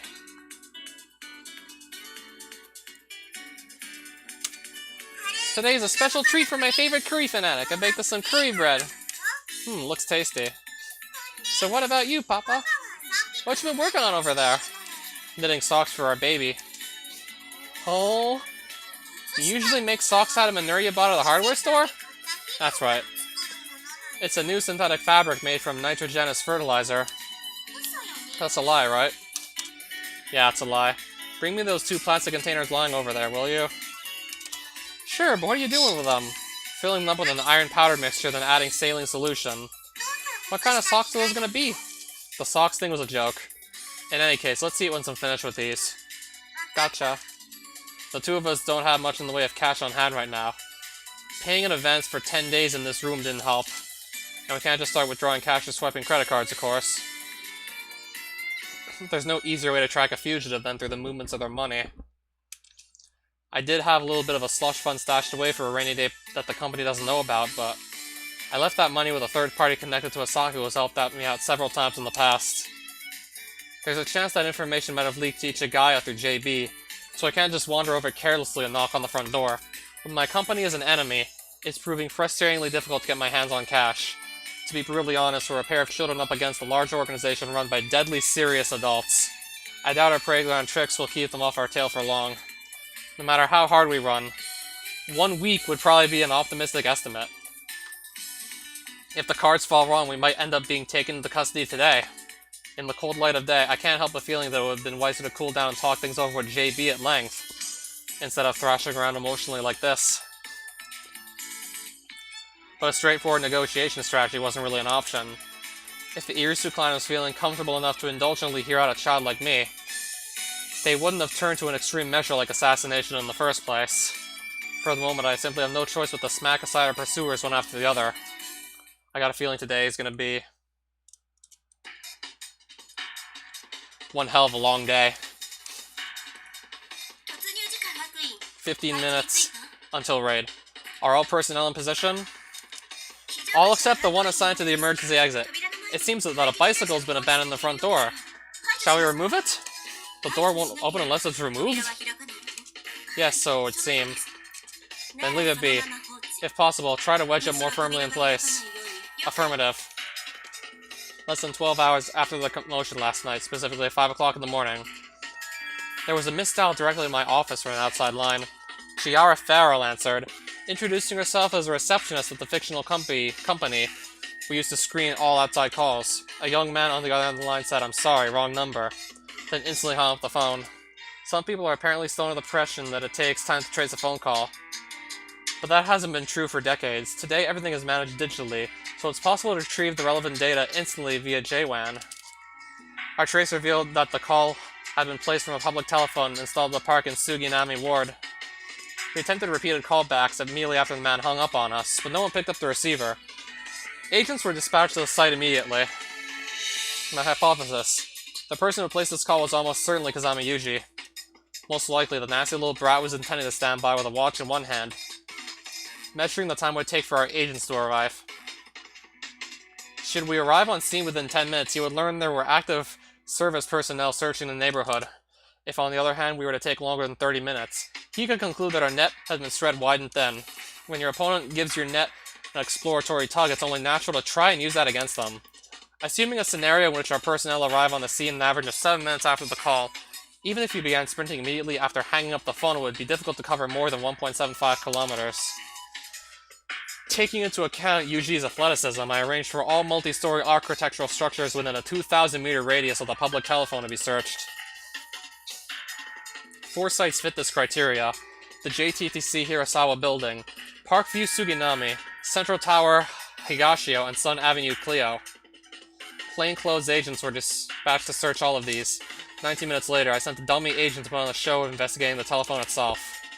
After 4 minutes of this, an agent spotted Kazami Yuji descending an emergency staircase on the high-rise apartment in Parkview Suginami, a building which afforded an excellent view of the park below. We commenced shadowing him.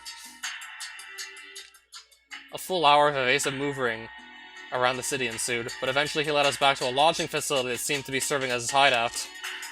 11 agents relieved our pursuit team and settled in for surveillance. After 3 hours, they reported a confirmed sighting of our real target. I drew up a formal proposal for forcible entry and waited for the go-ahead from HQ. And just about half an hour ago, I received authorization. At present, a special ambush team consisting of 23 members including backup has been deployed around the building. The raid begins in another 10 minutes. We've successfully evacuated all civilians from the building, including the old woman who runs the place. 10 minutes until raid. Any sign they noticed? The thermosensors detect 2 heat sources remaining inside, one in the far right corner of the room, the other in its very center. Neither has moved in the last half hour. They're not moving? Any conversation? The laser listening device isn't providing us with much because of the curtains over the window, but it would seem they're watching a TV program. I don't like this. Let's push the raid back 30 minutes and keep observing. Don't talk nonsense, Harudera-kun. Just how much do you think it's costing us to completely close down every street in that neighborhood? We are fortunate it wasn't a residential district, but if this drags on much longer, we'll have to compensate every store and commercial enterprise in the area. But there's no but here, my dear. I heard the plan you submitted even included an application for helicopters, yes? Just how much of a budget do you intend to blow through catching a single stray dog? Ridiculous. Oh, please.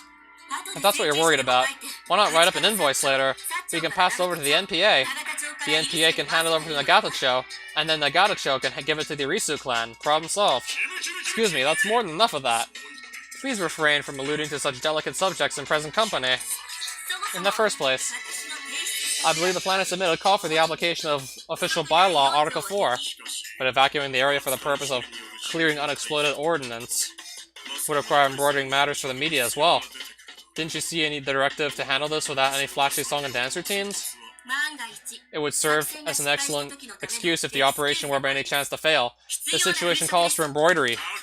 We'd be waiting here all day if we tried to get a disaster relief operation approved. 5 minutes until raid. Alright, get in there. Not yet. For Christ's sake. She said 5 minutes, didn't she? Look, you really don't have to get that angry. Shira, perform the final check. Yes. Raid team. Alpha, backup. Fredo, blockade. Charlie, observation. Tata, relief squad. Echo, all teams coordinated and in position. Let me repeat myself. Make this perfectly clear. Take Makina into custody without harming her any more than strictly necessary. The girl will be an extremely useful bargaining chip. Prioritize taking her alive. Should number 929 attempt to interfere, you are authorized to suppress him with any force necessary. Really to the field one last time. Yes, go ahead. Queen to all cards. Take Alice into custody. If Rabbit poses an obstacle, deadly force is authorized. Over. For crying out loud. None of this is playing out the way I wanted it to. We may be part of a ministry instead of an agency now, with a nice sign outside our office, but all we really got out of the deal was a lot of politics and red tape. Our group was far lighter on its feet as a permanent combat unit. Admittedly, this is a fairly small-scale spot mission, but I can't even get a surveillance helicopter in the air, let alone airborne early warning. My plan was already covered in red pen before I even made it up to the chain to the brass. Who promptly authorized it in that mangled form with no alterations whatsoever? They cut giant holes in my strategy. They dumped it right back onto my desk. I at least understand the amateurs in the Irusu family signing off on this, but we're supposed to know what you're doing here. It seems they've detected traces of explosive material in the area around the building. More specifically, it's nitrogen dioxide. They suspect nitro explosives of some sort. That hardly sounds like anything worth worrying about. That takes every pack of matches in a briefcase for a weapon of mass destruction. We'll continue the operation as scheduled. It's too dangerous. Look here, Havadera-kun. If you're looking for safe work, I would strongly recommend a change of occupation. What should we do? There's very little time before the raid. Director, damn the nitrogen, I'm telling you to go. Now. Commence the raid. Lovely, my stomach's killing me already. 0 minutes to raid. Team Alpha. Commencing raid. Wire trap detected and removed. Entering the building now. Nausea settles heavily in my stomach. At the same time, a hazy uneasiness swells deep inside my chest. There's nothing I'd like more than to burst out of this room and run away. The queasiness in my stomach and I owe to Director Otsuka's pig-headed rashness, and I more or less understand where the gloominess in my heart is coming from as well. In any case, I got a bad feeling about this. To be more precise, I got a whole range of bad feelings about this and not much else. Kazami Yuji is a shrewd man with the instincts of a wild animal. I can't help but feel we caught his tail far too easily. This should be approached as a potential trap. It certainly looks as though we've cornered him, but even a small shift in events can reverse that dynamic entirely. No one's as light on their feet as those convinced of victory, and the lighter you are on your feet, the easier it is to knock you to the ground. I know Kazami usually learned that lesson well. After all, I'm the one who taught it to him.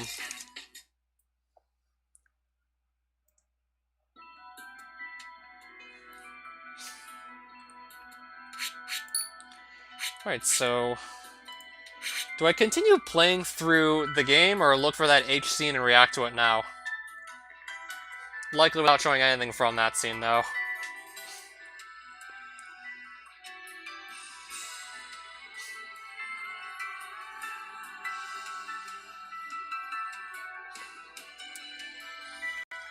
I'm likely convinced just going. Such a hard choice to make, I know, right? So this is literally probably, like, the climax of this route in the story. Right, so... options. Assuming I can find it. So first things first... sound. Turn that off. But this is the best part of the route. What, the raid? Which is literally just about to happen.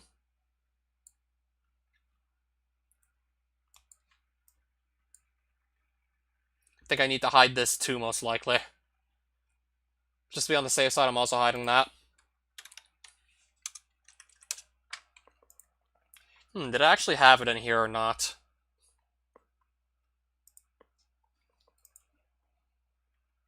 Did I actually stumble into that second H scene?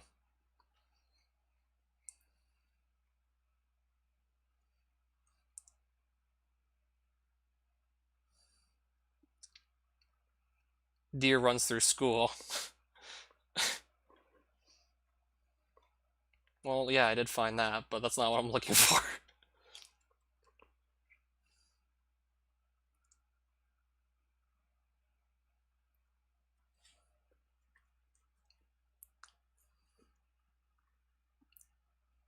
If I can't find it, I'm just gonna go and continue playing through the rest of the game. I'll just say screw it for now. I think I'm a bit too far back in my history here.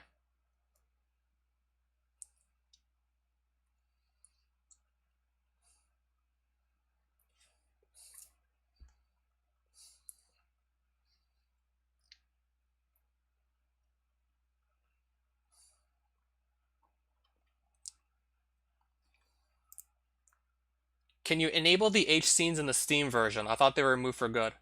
What site am I looking at? YouTube? Yeah, I did find something on YouTube, granted it was heavily censored.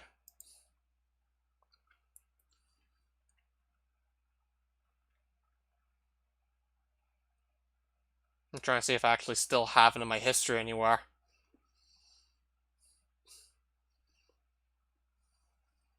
I'm not even certain if I do.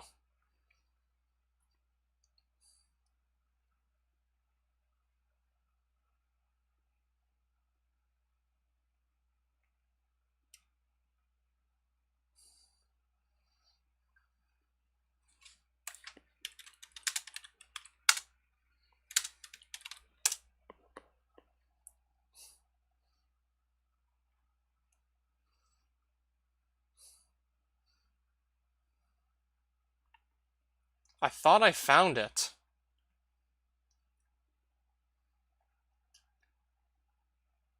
Did it just silently disappear? If it did, I might just have to go find it again later.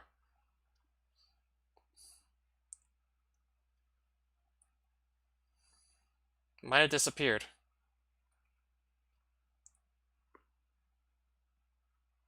That or maybe there's something wrong with my memory.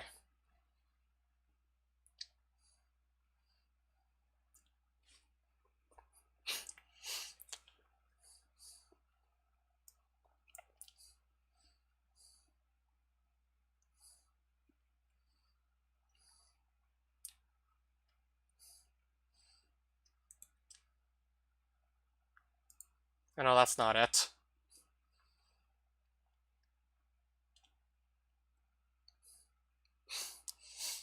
Not having much luck finding it right now. I don't know what else to say. I'm confused. Yuji takes JB's virginity. I'm already finding quite a few spoilers here, just trying to find this one scene. I remember it was pretty well censored, but still, I can't seem to find it either way.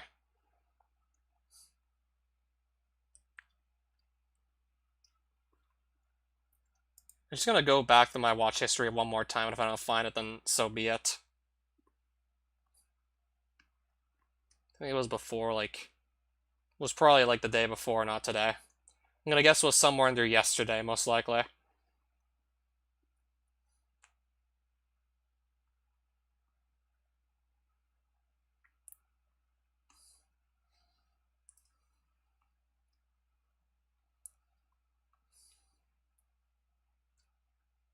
Yeah, I'm surprised I can't find it.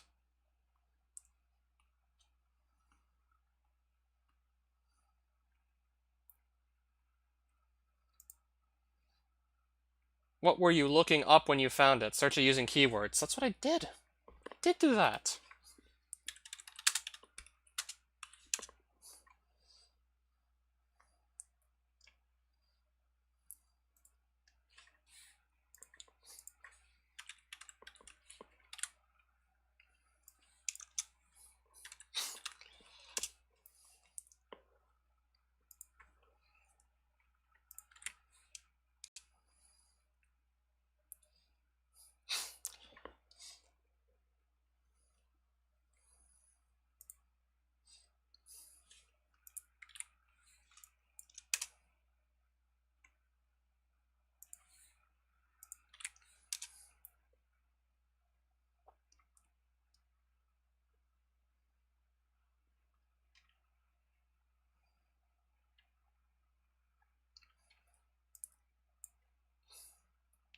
Okay, which scene is this? Yeah, that's what I'm doing, but which scene is this? First or second H scene?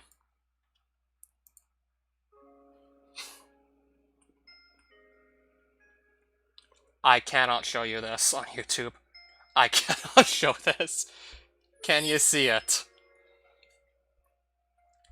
I don't even know if I'm gonna sit through the whole thing. I've been dismissing a girl as a kid all this time, but it seems I might have underestimated her. Let me lock my fucking door. Okay, it's already locked. Thank goodness.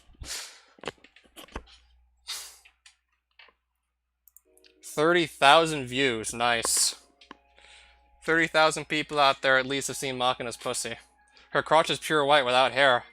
And then we have that noticeable bulge of fat in their abdomen. It's enough to make a guy want to mutter, couldn't you spare a little of that for the breasts? But still, maybe Amane does know what she's talking about. I'm thinking maybe this is the first H scene, like, I'm gonna guess this is the first one? As in, like, right after the bakery burned down? Like, she wanted to have sex with Yuji to feel better about, I don't know, her losing her livelihood with that job she had. Missing dialogue, fuck's sake. Send me and debug the CGs. Yeah, debug wants to see this. How can I put this? You do get the feeling this fruit's not quite ripe for the picking yet, but there's definitely a tempting feminine scent in the air. Might be a little on the small side, but it's real stretchy and all. I'm sure you're gonna fit inside just fine.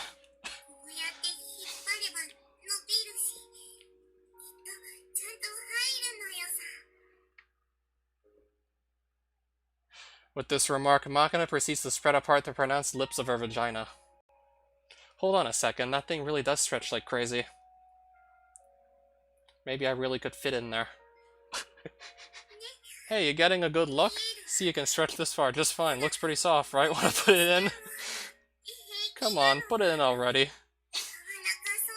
I hope I don't get in trouble just for fucking this. Like, the screen is almost completely black, and even then, I'm hoping just by reading this only reading this dialogue I'm gonna be fine. Makina, my friend, what? I hope I can at least just get away with reading the dialogue of a sex scene. Just a little bit, okay? I don't know if I'll try and find the second one later. Alright then, just a little bit. Having gained Makina's consent, I bring my right thumb to her clitoris and liberate it from its protective hood of skin with a firm push. Heg you? It's nothing. Nothing at all. I was just a little surprised, you know? Go ahead. Alright then, don't mind if I do. This is... What? Is there something weird about my vajayjay? I love the beep they threw in there. Not weird, no. Also, spare me the vajayjay. The vajayjay in question is perfectly normal, apart from a certain not unpleasant plumpness. A perfectly respectable piece of virgin pussy you could display anywhere. However, the clitoris that's emerged above is a different story. I mean, isn't this thing a little too big? I bet you just play with your clitoris when you masturbate, right? I don't want to get a community guideline strike for this. Oh, come on. So you got a modest virgin vagina with full marks in the youthfulness department, and a giant clit that you can't help wanting to flick with your finger until she whimpers and cries. What's with this lack of balance? Is my vajayjay weird looking? Amane said it was cute, you know? Amane fucking saw it? What is this Amane girl up to? It's definitely a little unbalanced, but I don't dislike it. That clit looks like it'd be worth teasing. Then get teasing. Why don't you just get to it? Tease that sucker good. I'm guessing they're doing it literally for comedic purposes, right? The hell are you saying, kid? Make me squeal like a pig tonight! No, seriously, what the hell are you saying? Well, I guess you can't expect much else from Makina. In any case, I suppose playing with her clitoris until she goes limp from exhaustion wouldn't be such a bad solution to this dilemma. Bringing my face closer to her squishy soft crotch, I got things started by sticking out my tongue and sliding up the length of her vulval lips. Ew! Spreading open Makina's labia with my left and right thumbs, I give her exposed clitoris a long lick and begin turning it over roughly with the tip of my tongue. No. Stop! I'm awake! Is there comments? Oh, there's more of this.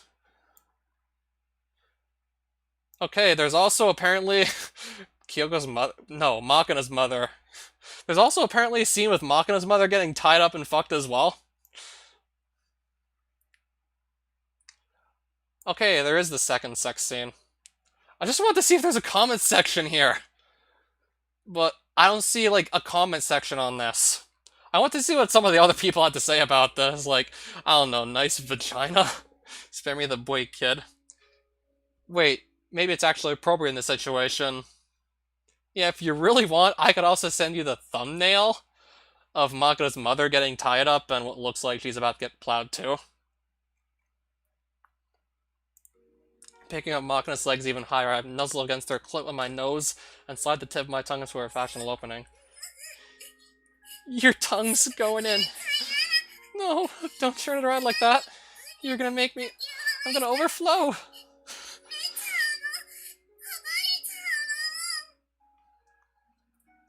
Just as the girl warned, a thin trickle of acidic fluid seeps out of my tongue. And as I persistently lap it up, a thick and mildly bitter liquid starts spilling out from the lower part of her vagina. Makina's whole body has something sugary about it, and their sexual fluids are no exception. Compared to the usual bitter flavor, it's actually a bit salty and slightly sweet. Kind of a complex taste. Me too. Soon the girl loses the focus necessary to babble. Biting down on her lower lip, she moans in a voice that sounds almost pained. Her anus puckers tightly shut, and I notice her lower abdomen is starting to bulge a little. Probably from a slight swelling on the womb. Choosing my timing carefully, I abruptly move my mouth to her stiffly erect clitoris, then suck up on it briefly, but...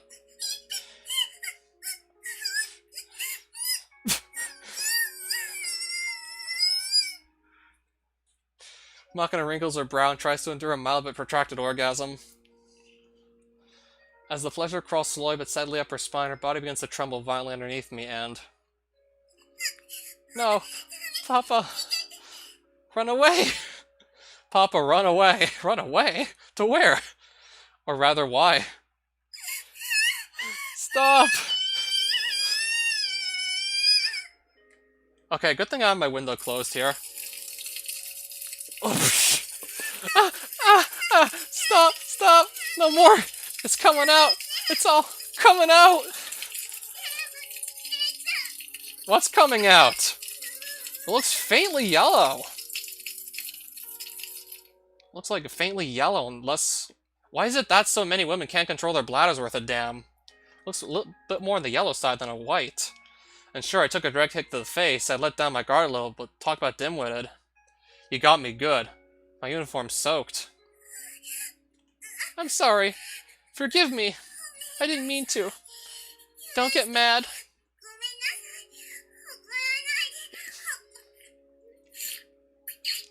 Am I really gonna go through the trouble to go look at all the other H scenes like this in the same way for the other 4 characters?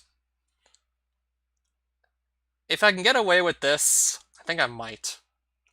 Makina hurriedly grabs my school uniform, pulls me close, and starts running on her tongue over my urine-drenched face. Urine-drenched face! Yes, she did, for fuck's sake. Yes, she did. We have the next R. Kelly here. Legit, we have the female R. Kelly here. Really? I'm seriously sorry, you know? I didn't do it on purpose. Here, let's get those off. Starting to make me really think she's not exactly prepared to have sex. I'm starting to really just second-guess myself that Makina should be fucking in the first place, if she's gonna do that. Hey, the hell? Why are you starting from the bottom? It's mainly my face and shoulders that got wet, but for some reason Makina grabs hold of my lower body and starts to mess around with my belt. You still got a stiffy? Well, yeah. Okay then, since I'm taking off your clothes anyway, wanna do it? What, they didn't even start yet? Can I at least take a bath first? What, they didn't start yet? You're just looking for an excuse to run away. The stream is doomed and you say that before they actually officially quote-unquote do it. No. Look, just let go for a second. I won't run. Why don't we just continue in the bath? Don't need tissues in there, and it's easier to do with the cleanup, right? Oh, alrighty then. Let's do it in the bath next time. But not right now. You're stubborn. I won't ask her to take responsibility or anything, you know? So come on, Papa. Yeah, she peed on us and is still calling us Papa.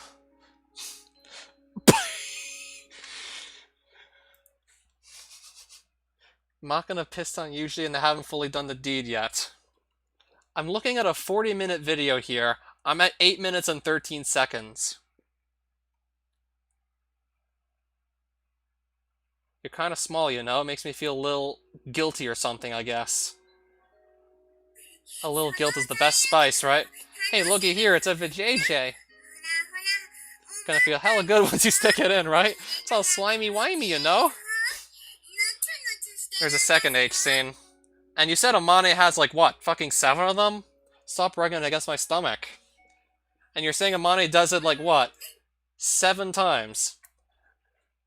So, let's just assume the average ace scene is 40 minutes long. So what? Do we literally get like, okay, 40 minutes. 5 to 7 of them. So 40 minutes times 7. 280 divided by 60. So we literally get like possibly 4.5 hours of Amai and Yuji just hiding the ferret. 4.5 hours of them hiding the ferret. Papa, please put your penis in. Poor little Makina can't wait no more. Please. Please put your penis inside me, please. I just need another $15 a month, please. Please put your penis inside me, please. More yourself, idiot. Well, to be sure, a postponement after coming this far isn't really an attractive option. There's a part of me that isn't quite happy about the idea of having sex while half covered in piss, but I guess there's no helping it. Alright, Makina, I'll give you what you want. Hands on the floor and butt in the air. It's a little embarrassing, but don't laugh at me, okay? Just put your ass in the air while I pound your waist hole into oblivion, tearing your inner wall with my dick, forcing pain through your body.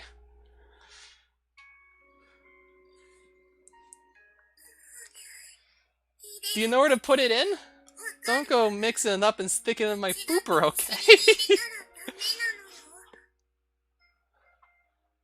Anyone who just finds this thinking they're gonna get something innocent, I'm gonna be so sorry if they somehow stumble into this by accident. How the hell would I mix that up, idiot? How many CGs are in this scene so far? So far I've seen 2, but I'm gonna guess there's more than that. Could be 3, 4 maximum, maybe. Guaranteed 2. If anything, now she's got me tempted to make a mischievous little mistake on purpose, but I suppose that would be too cruel in the circumstances. Come on. Put it in. I'm still alive, right? How the fuck am I still alive?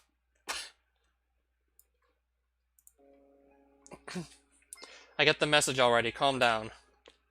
Supporting my penis with my right hand, I nuzzle against Makina's opening, carefully arranging the positioning. When I move my free hand to spread open that milky whitish liquid drips out thickly. This thing's damn small. Am I even going to fit? I give an experimental push forward and instantly meet with fierce resistance. This might hurt, you know. Yeah, it's fine. I'll tough it out. Here goes.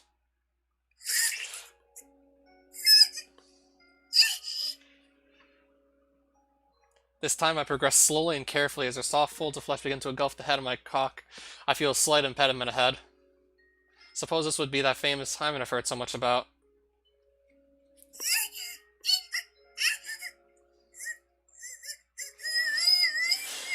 Can we get an F in the chat for Makina's virginity? Makina, don't get all tense. Every time the girl strains her body, my penis is pushed backward out of her. Take a long, deep breath. I'll push it through in one go. Got it! The moment Makina begins to inhale, her tightly contracted vagina starts to bloom open slightly. Taking advantage of the opportunity, I thrust my waist forward somewhat forcibly. With a sensation almost like snapping a rubber band, the tip of my penis pushes its way into Makina, fighting against the powerful squeezing tightness of her walls. Oh my god, it's bleeding. Sounds like one of your fanfics. Indeed it does. It's bleeding. Perhaps a little unnerved by the unfamiliar feeling of something moving inside her, the girl emits strange groans with no apparent meaning. But her body stays still, obediently expecting to be deeper inside. Even with a body this small, it still goes in pretty damn far, huh? Chalk it up as another mystery of the female body, I guess. It hurts, Papa.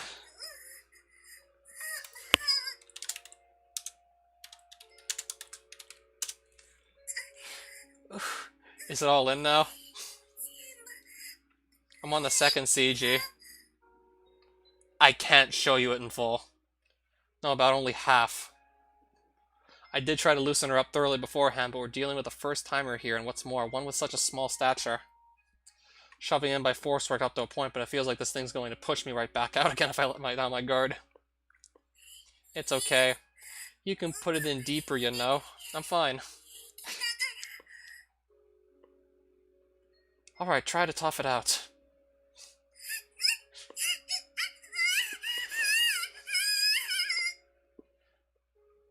Fuck, is she almost about to cry? I know the girl's suffering right now, I can't stop. At this point, calling it off would hurt her even worse. So there's no need to think too much, just have to concentrate on the woman in front of me. Yeah, she did her best R. Kelly impression and then they started just doing it. Officially.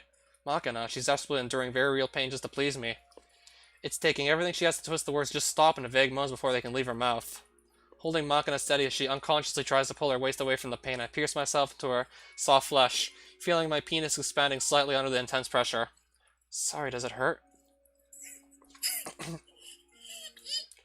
I'm a third of the way in, for fuck's sake. Talking about the video here. It's a 40-minute long H scene, apparently. I'm fine. So I can keep going, you know? I want to satisfy you, Papa. So I'm not gonna give up. Fuck, apparently. Sorry, kid. Don't apologize. I'm the one who wanted this. Hey, Papa, does my vajayjay feel good?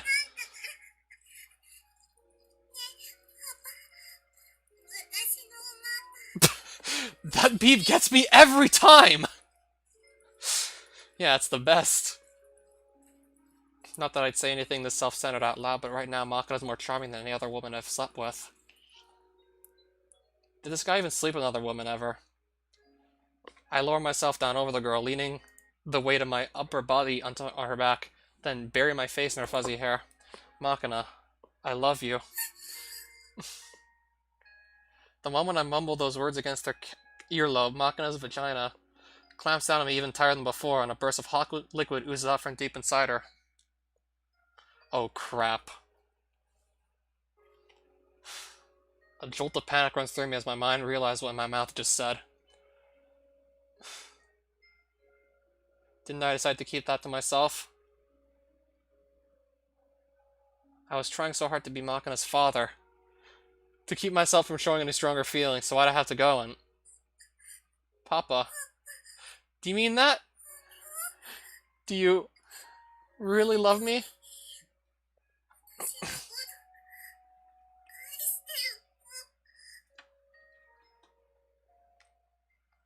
Makina's vagina squeezes down softly, enveloping the length of my cock in hot lubricating fluid. Feels like I'm about to... no.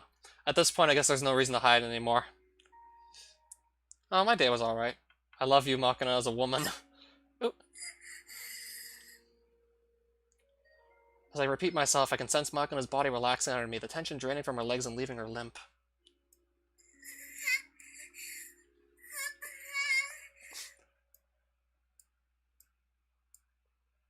What's wrong? I'm feeling weird. My vajayjay went squeeze all of a sudden. My belly's all hot.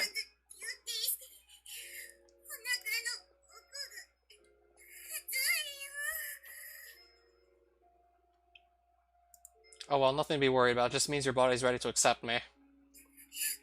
Papa, I love you too. I really do, you know. More than anybody else in the whole world.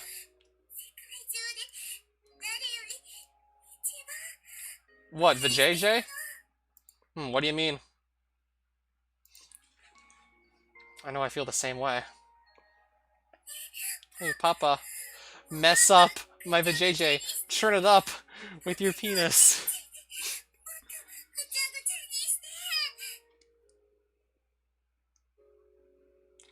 Yeah, I'll churn it up good.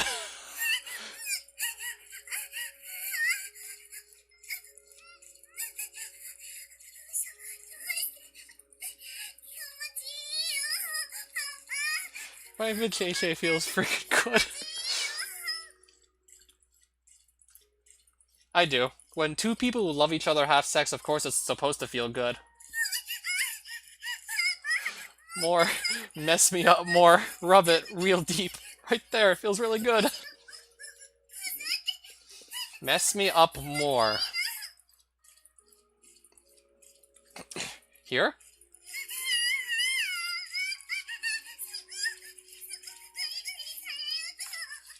I'm just gonna let the voice take you higher, guys. At this point, I think I should maybe just do that. When I grind up near the opposite side of Makina's clitoris, somewhere near her bladder, the girl starts swinging her hips back and forth, breathing in rough little snorts. Seem to like it here. Does it feel good? Yeah, right there. Feels good. Feels good. Ugh.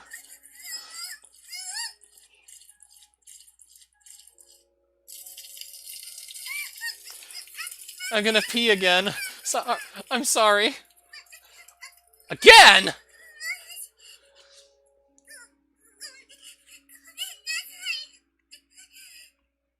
Came again, eh? Makina's body begins to quiver convulsively in my embrace. Her womb, lowering to receive my ejaculation, sticks closer onto the tip of my penis. Sorry, but I'm not there yet. Gonna keep going, alright? Hold on. My tummy's all... It's fine, I'll keep giving you nice, gentle orgasms while I'm at it.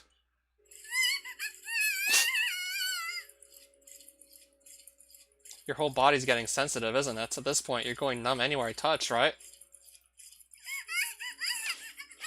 Mercy, Papa. Have mercy. I'm going crazy. If you keep this up, my head's gonna break.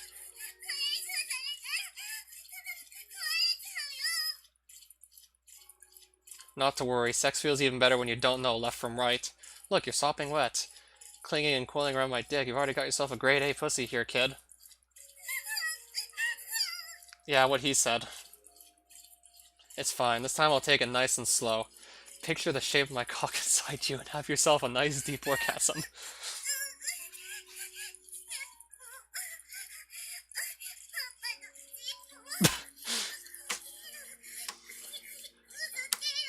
Might as well just not even have the beeps at this point, given what I'm actually seeing.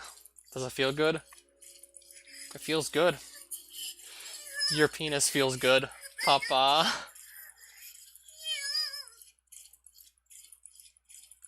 You're not half bad yourself. Small and tight, but even so ridiculously soft. So hot and sticky, feels like I'm going to melt.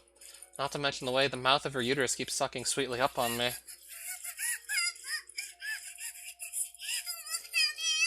My vajayjay's going all squeeze. It's sticking to your penis again.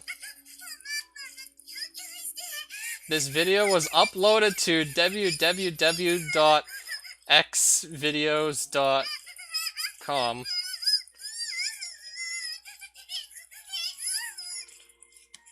I had like 20 minutes to figure that out. They're both coming. I had 20 minutes to figure that out.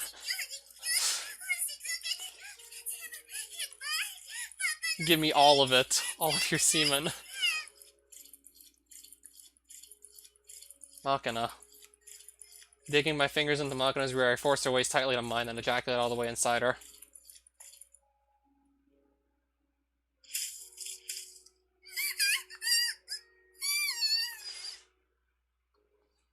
Probably stimulated by my orgasm, the inside of Makina's vagina begins trembling violently. The mouth of her uterus glues itself to the tip of my cock as if to prevent the sperm from escaping.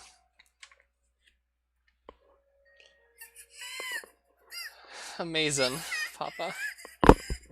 That's so much. I'm gonna get pregnant, you know? I'm gonna get pregnant, you know? They do have a kid, right? I don't know, and they're good and they have a kid, right? Judging by the scene, they're probably gonna have. How much do I have left? About half the video, possibly. Papa, I love you.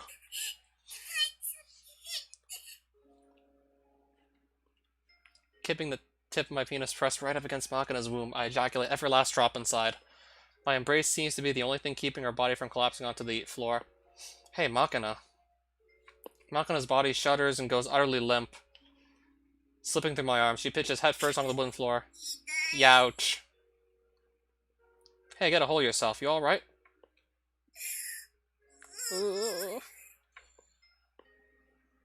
When I finally pull out of her vagina, still squeezing down tightly in the middle of a long orgasm, There's a pathetic little pop sound. The round hole where my cock used to slowly begins to close back up, causing the semen inside her to flow out. Papa. I can't stand up. Carry me.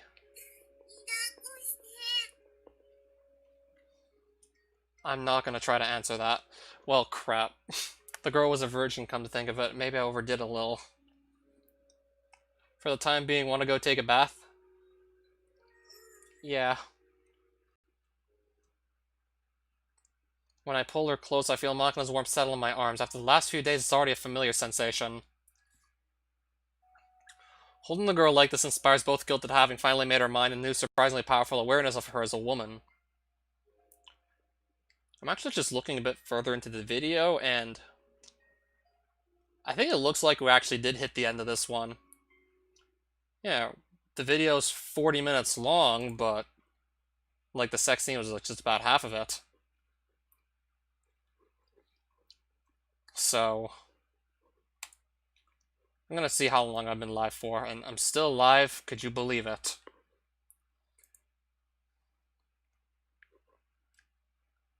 What's the other half of the video? Just stuff we've seen already. Stuff that wasn't just taken out of the Steam version of the game.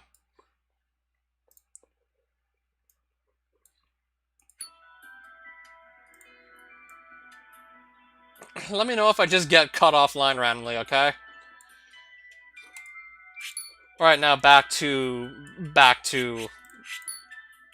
where we were supposed to be. Back to what we were doing before. In total darkness, I feel for the backlight button on my wristwatch and push it in. The time's exactly 9 a.m. As the watch buzzes softly and emits faint, electroluminescent light, I catch a glimpse of Makina's face. Her expression is visibly anxious. It's time. You ready, Makina? Yeah.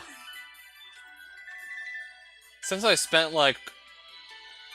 I probably spent more than 20 minutes because I did pause occasionally just to catch up with the dialogue and react to, of course, what I was just watching. Probably spent about, like, 25, maybe even closer to 30 minutes on that scene alone, so not likely in this one setting. Don't grab a rich man or an agent by the tail. That's the secret to living a long life. Even if you should happen to coincidentally discover an enemy spy performing their duties, don't assume it just made your career. Agents are often compared to rats or moles, but the single biggest difference between them and your average rodent is that agents are trained professionals. It's highly unlikely you're going to just stumble across one in the field. Implausibly so. Your first thought should be that they're trying to bait you somehow. As for the second biggest difference, in the spy population, there are a decent number of predators mixed in along the prey. Agents do more than skulk around and hide. Sometimes you'll find ones with nasty teeth lying in wait to ambush you and rip a hole in your net. In short, never allow yourself to assume the spy you just randomly discovered is a careless idiot, and whatever you do, don't tag along back to his lair all by yourself dreaming of medals on your chest. The more enticing things appear, the more carefully you need to watch your ass. Success is directly proportional to cowardice. That's how you deal with an agent. Hey, Papa. What? I'm cold. Deal with it. 9/10 of the fugitive lifestyle comes down to toughing it out. I realized the building was surrounded at 7:30 a.m. If there's one thing I know about the brass at HQ is that they never miss a meal or siesta, so I assumed we'd have after breakfast before the actual raid took place. And exactly as expected, they held back for precisely an hour and 30 minutes before finally making their move. During that delay, Makina and I finished all of our preparations and quickly hid ourselves inside a large commercial refrigerator. Turns out there's an enormous kitchen in this place. Stainless steel refrigerator, an ideal hiding place. After emptying the fridge of its contents and pulling out the shelves, Makina and I climbed inside, closing it behind us with a single towel wedged into the door. This way we can simply yank on the towel to fling the door open, enabling us to jump back quickly if the need arises. Battle against time now. Hopefully they'll fall for the trap before we get hypothermia in here. What do we do if they go in slow and careful and clean up all the traps? I took countermeasures against that. After everyone in the hotel was quietly evacuated, I went around the building laying traps all over the place. I call them traps only in the loosest sense of the word. They're mostly extremely simple tripwires, and 80% are dummies. Carefully tracing the wire back to its source, you'll find many of them are just harmlessly tied around a pillar. Might sound like nothing but a childish prank, but there are a few elaborate works of art mixed in there as well. I'm particularly proud of the little number installed on the door of the room we were staying in. Creeping along toward a room from the front entrance, painstakingly clearing one dummy wire trap, then another, then another. Then you'll start to feel a little let down despite yourself. And then, just as you're beginning to think of any of these things real, you'll run into that lunchbox. Lunchbox. Right. Literally a box of one hell of lunch, specifically the one Amani prepared for us before we left the dorm. Makina and I enjoyed the food inside last night. As she watched the empty box, Makina softly mumbled, "We can't give the box back, can we?" And I was struck by a thought. Lunchbox is standard slang in our profession for a time bomb. Seemed an appropriate choice for a sham threat. The lunchbox contains a fake bomb constructed of random odds and ends. Taking a photograph with an X-ray camera would immediately reveal the contents to be junk. But if you arrange it carefully with a few plausible-looking parts here and there, you can produce something that's hard to distinguish from a regular explosive device covered in unrelated trash. It's quite common to dump junk on top of the guts of an actual bomb. When the man looking over it says, "What, just a dummy?" and opens the lid, it blows up in his face. Nasty prank that agents from the East are particularly fond of. But thanks to those dirty bastards, just sprinkling a little nitrogenous fertilizer over some random crap in a box is enough to leave professionals sweating bullets for a good 10 minutes.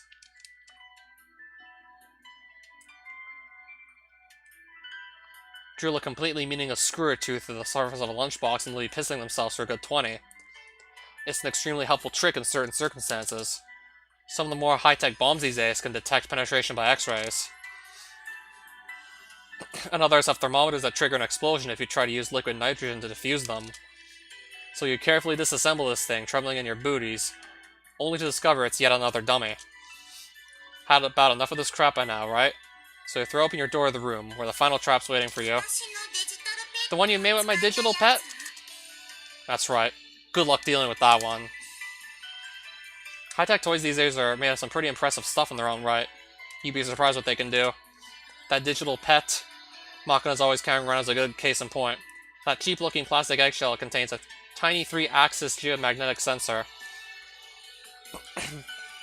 A little rewiring and we got ourselves an extremely precise and low-cost trap that can be triggered by the slightest movement. The world really is a convenient place these days. It all comes down to the 8 seconds after the enemy falls for that trap. 7th trap removed. It was another dummy. Again? Aren't all those things dummies? It's just a pointless floundering of a rat cornered in his hole. The purpose of these dummies is to make us think that way. We can't let down our guard. Alpha's arrived at the room where the target is hiding. Discovered a lunchbox hooked to the door. Now disarming. What? Again? It's already been 10 minutes since this raid began. Just another dummy, isn't it? Oh, this time. Seems they've been able to detect a faint clock pulse from an oscillator inside the apparatus. Some sort of electronic circuit needs to be active. So this is the favorite child, is it? Deal with it as quickly as possible. Is the target still inside the room? Yes, the heat source is detected by the thermosensors indicate he isn't moving yet. I see. Urgent report from Delta. Oh, what now? It appears that the interior of the room where the target is hiding has been rising in temperature. What's that about? Not good. Get all personnel out of that building immediately! What? Where's this coming from all of a sudden? Explain yourself. There's a possibility the target has saturated the room with combustible gas. The terrorist brothers Mario and Antonio used the same trick in 71. That explosion took out an entire Special Forces squad along with most of the building, killing 18. The building itself is a trap. Evacuate now! Don't be ridiculous. The target's inside the building. You can't think he plans to blow himself up? Mario and his brother survived the explosion by hiding inside a large refrigerator. The target is likely taking similar measures. Look, we can talk later. For now, just give the order to pull out. Huh? What is it this time? Alphos, open the door! What? Hold on. For the situation, it's a gas. The room is emitting a large volume of gas. An explosion. No, nothing. The gas seems to be commercial insecticide fumigant. All personnel have finished equipping their masks. Insecticide. What about a joke? What about the targets in the room? It seems the heat sources were the product of chemical reaction inside of a pair of plastic kerosene tanks. Apparently they were serving as makeshift vaporizers for the pesticides. He got us good. That means they're still hiding somewhere in the building. All personnel begin searching. Please allow the gas to disperse out of the building first. Since he made use of vaporizers, his goal is almost certainly a dust explosion. A gunfight under these conditions could be enough to trigger an enormous blast. The target likely intends to make use of this confusion to make his escape. It won't be a problem if we don't use the guns, yes? Begin the search at once. But... Report from Alpha Leader. He claims to have discovered some variety of toys suspended from the room's ceiling by a string. What about that warranted our attention? Don't tell me. Hold on. Don't touch that!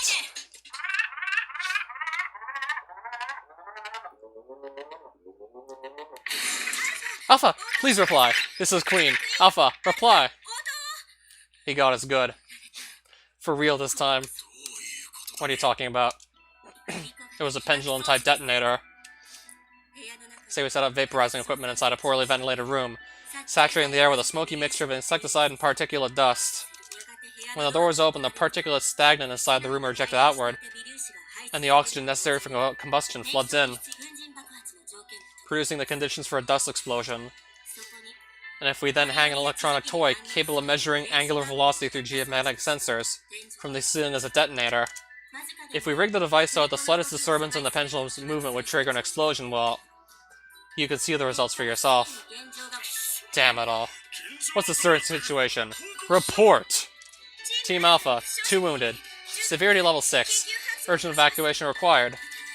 Also, it seems several small-scale fires have broken out on the site. Team Bravo is currently attempting to extinguish them. What about the targets? Begin searching the building. Team Delta just rotated to investigation. Wait, before that, who are the 2 wounded? The Alpha 3 and Alpha 4 pair. They're standing by in the vicinity of the door, so presumably the high-velocity burst of flame from the explosion hit them directly. Did you confirm that? No. I'll do so immediately. Be quick about it.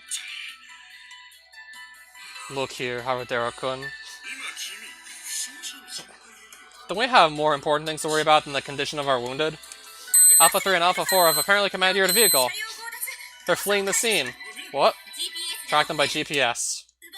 They didn't steal one of the specially equipped vans. The vehicle they took was a material transport, so there's no locator on board.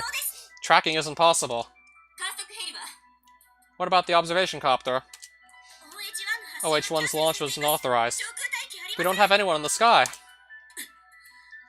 Immediately register the relevant vehicle's numbers with the N System's wanted car list. Registered. The inquiry is being processed now. Haradura-kun! That's that. We lost this round, plain and simple. And thus, the rabbit spirited Alice away, leaving the cards behind in the dust. I don't think cowardly rabbits come any nastier than this. Looks like you pulled off a clean getaway, Papa. Yeah, almost feels like it went too well, to be honest. You're kind of a worrywart, you know that? The operative broke into our room, spreading concentrated gas throughout the building, then triggered an explosion via our literally untouchable incendiary device. Exactly according to plan. The roar of the blast was followed by the sound of shattering window panes. Then the loud cracking sound of the building itself swelling violently outward. With that as a cue, Makina and I quickly exited our hiding place. Flaming particles of dust were still swirling in the corners as we slipped out the room and down the hallway. Ambushing and disabling 2 isolated members of the Panic Raid team took only seconds. We stripped a pair of their equipment and threw it over our clothes, covered our faces with their gas masks, then left the building with Makina, playing the role of a casualty. As the relief team rushed over, I picked out the man with the armband of a squad leader. I then shouted, "There's more wounded inside, we need help getting them out." Once the squad had rushed into the building, all that remained was silencing the 1 member who had been left behind in the station wagon they were using as a material transport. Such jobs are usually left to apprentices still too green to enter the actual scene of a raid. When I glanced inside, I discovered a female employee wearing glasses. The only people who need corrective lenses in our company are total newbies who haven't gotten their mandatory vision-correcting surgery yet. Woman couldn't have been with us for 3 months, however, she had a truly fine rack. Just as I began idly wondering if rude titties had been added to the selection criteria for the SFGP, it struck me that the dopey-looking, chubby-cheeked glasses girl before me was actually a familiar face. Well, if it isn't Heart 11 from last night. Yes, she was definitely the one and only agent I'd allowed to escape from my little rampage in Shimbashi. I casually removed my gas mask and whispered a few words. Hello again. Thanks for last night.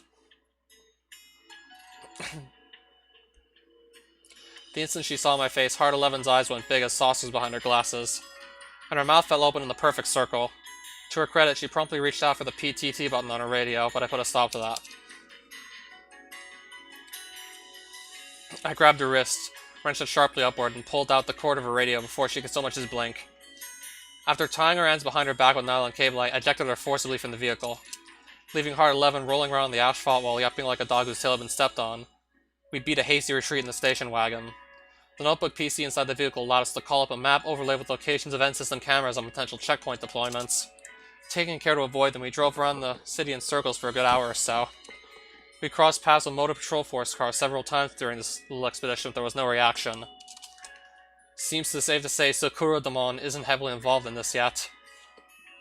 I imagine they provided access to the end system, but it doesn't look like Ichigai's given them photos of our faces, let alone requested an official manhunt.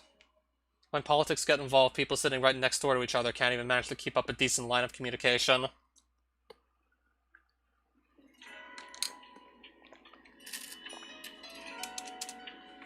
All the more so when our company's the key player, of course. Honestly, you're both special state agencies, right? The hell's the point of sneaking around all the time? What are you talking about? Friendship in the grown-up world. There's a lot of bullshit involved. Anyway, let's ditch the wagon in this coin parking lot here. Don't forget anything inside, alright? Wait, huh? What's wrong? I forgot something. The apple seedling. I must have left it in the kitchen at the inn. Oh crap, we can't exactly run back over there to pick it up. Oh no, what do I do? That tree's really important. I promised Sachin I'd take care of it. It's a shame, but I don't think there's anything we can do, Makina. But Papa, it's a ceiling of hope, remember? We promised we'd all see each other again when that tree grows up. I understand, but we can't just casually wander back to the scene of the crime, can we? Even if we did, it wouldn't be there. They must have confiscated it as evidence by now. We can't know that until we take a look. You're giving up before we even try. That's not what I'm... Shit, how can I explain this?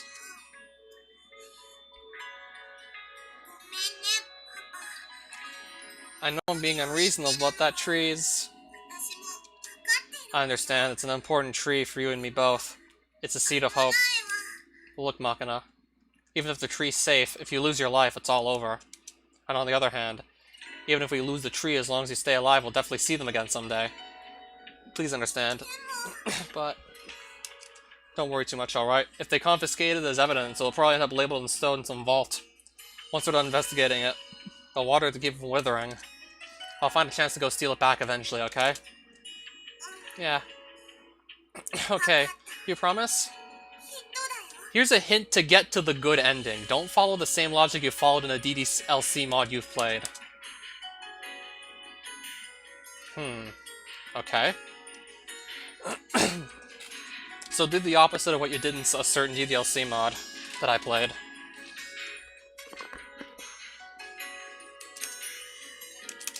We abandoned the nondescript station wagon with the keys hanging out of the passenger side door.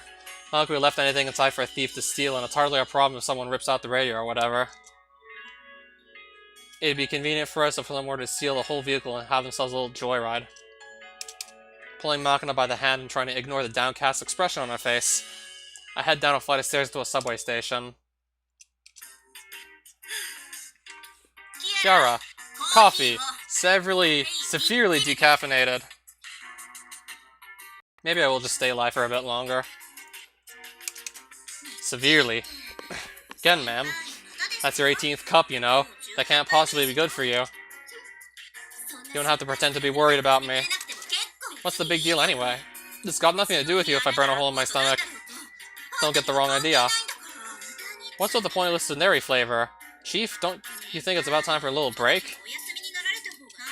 I'm getting a little on the manic side here. I'm perfectly fine. It's not like you've slept either now, have you? Well, you see, I'm still young. Sorry. What? I must be getting up in there in years. Couldn't quite catch that. Well, Chiara, would you mind repeating yourself? A refill on that coffee, was it? Yes, severely caffeinated. Okay, seriously, what does that even mean? Are you trying to make it your catchphrase or what? I swear. Why do I attract sharp-tongued children like bees to honey? Some kind of curse? Are you talking about me? And incidentally, where'd the director run off to anyway? Who knows, presumably the central control room or what have you. Wherever he is, I imagine he's currently repeating this disaster wasn't my fault, like a broken record. Just between the two of us, I think I disliked that man from the moment I met him. Understandable. His face reminds you of Nixon, doesn't it? Just looking at it for too long makes you want to break his ugly nose. Is that just me, or did you just blurt out something rather extreme? Did I say something just now? Man, perhaps a little sleep would be best after all. This is hardly the time for that now, is it? If the cards fall wrong, I might end up with a certain someone yelping, "You let him escape on purpose," and an accusatory finger shoved in my face. That certainly does sound like something our director might do. Here you are, Chief. Coffee. Severely caffeinated. Severely. I'm not the one who came up with that, you know? Seriously. Please get some sleep. And any news of 9029's movements after the raid? Right. We have all 82 field operatives from headquarters searching, but presently, his whereabouts will remain unknown. We did find the car he stole, didn't we? Yes, there was a hit on the end system for a corresponding vehicle at 15:30 this afternoon. Our investigators were quickly dispatched to the scene and successfully seized the vehicle, but the driver was a 19-year-old college student. The man in question testified that he had found the station wagon. He didn't remember the place where he found it, yes? Anything since then? At 16:20, an individual strongly resembling 9029 was spotted in the area of Okachimachi Station, but upon closer examination, it was confirmed to be someone else. Since then, we haven't received any updates. I see. In that case, did we gain any clues from the items they left behind in the end? Here it is. The items left behind included various chemicals, presumably used in producing his explosives, and the fertilizer from his decoy traps, and 2 plastic tanks that served as the containers for his exothermic agent. All of those were apparently purchased at a hardware store in Koto Ward the previous day. In addition, we found the electronic toy he used as a detonator, but the model in question was apparently a 4-year-old product, not currently being sold over the counter anywhere. Its provenance is uncertain. Most likely a prior possession of Irisu Makinas. Anything else? We retrieved some gum from the muzzle of an MP5K PDW one of the squad members carried on the raid. Gum? Grape-flavored bubble gum. What are you gonna do with that? According to analysis from our investigation team, it seems to be Bubble King brand, produced by the Kazumiji's DNA was detected in the saliva coating it. But why do we need to know the brand of the gum? Was there nothing else left behind? There was also a single potted plant. A potted plant? The old woman who managed the place testified that Irisu Makina carried it in with her. It was discovered in the kitchen. What sort of a flower is it? Apple seedling. Anything special about it? No. It's apparently a commonplace plant you could purchase for around 1,500 yen at any garden store. Oh, come to think of it, we had this delivered to us along with the investigation report. What's that? An envelope? From who? Who knows? It was just sitting there along with the analysis report. There's no sender listed either, but it is addressed to Harudera Yuria-sama. See? Oh goodness. Not a bomb, I hope. Shall I have it looked over? That's alright. I do think I have a rough idea who this probably came from. Really? Who? Probably a letter from the professor in the basement. Are you talking about that super genius criminal who's supposedly locked up in our cellar? Huh? Wasn't that an urban legend? What, didn't you know? It's perfectly true. How about the UFO base on our rooftop? Surely you've heard about that one. Oh, spare me the hogwash. Please. More importantly, what's inside that envelope? Let's see here. Return the potted plant to its prior location. Also, kindly refrain from burdening me with vapid busywork. Oopsie. Looks like the professor got mad. That's weird. I thought this was a pretty interesting job, personally. What on earth is this? Good question. I was hoping for a little behavioral science analysis of this incident as a basis for speculation on Kazami Yuji's next move. But I don't get it. Return the plant, what's that supposed to mean? I suppose it just means to drop off that seedling in the inn's kitchen. What could that possibly accomplish? Okay, why are you asking me? I don't even know who this professor is in the first place. Well, whatever. Where's that potted plant being kept?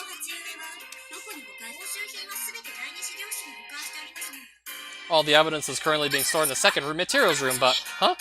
You're putting it back where it was? Seriously? I mean, the professor told me to, right? Are you for real? You can't just do that. They're going to get mad at you again. It's fine. Nobody can oppose the professor. Huh? Seriously? Don't come crying to me later, okay? Not to worry. The professor knows everything. Every once in a great while, there might be a minor miscalculation, but... Well, the answers the professor provides are always roughly correct.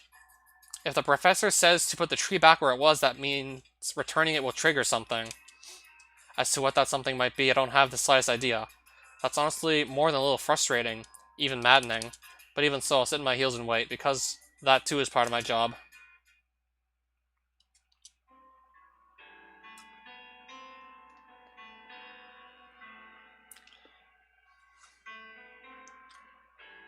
Another love hotel, I see.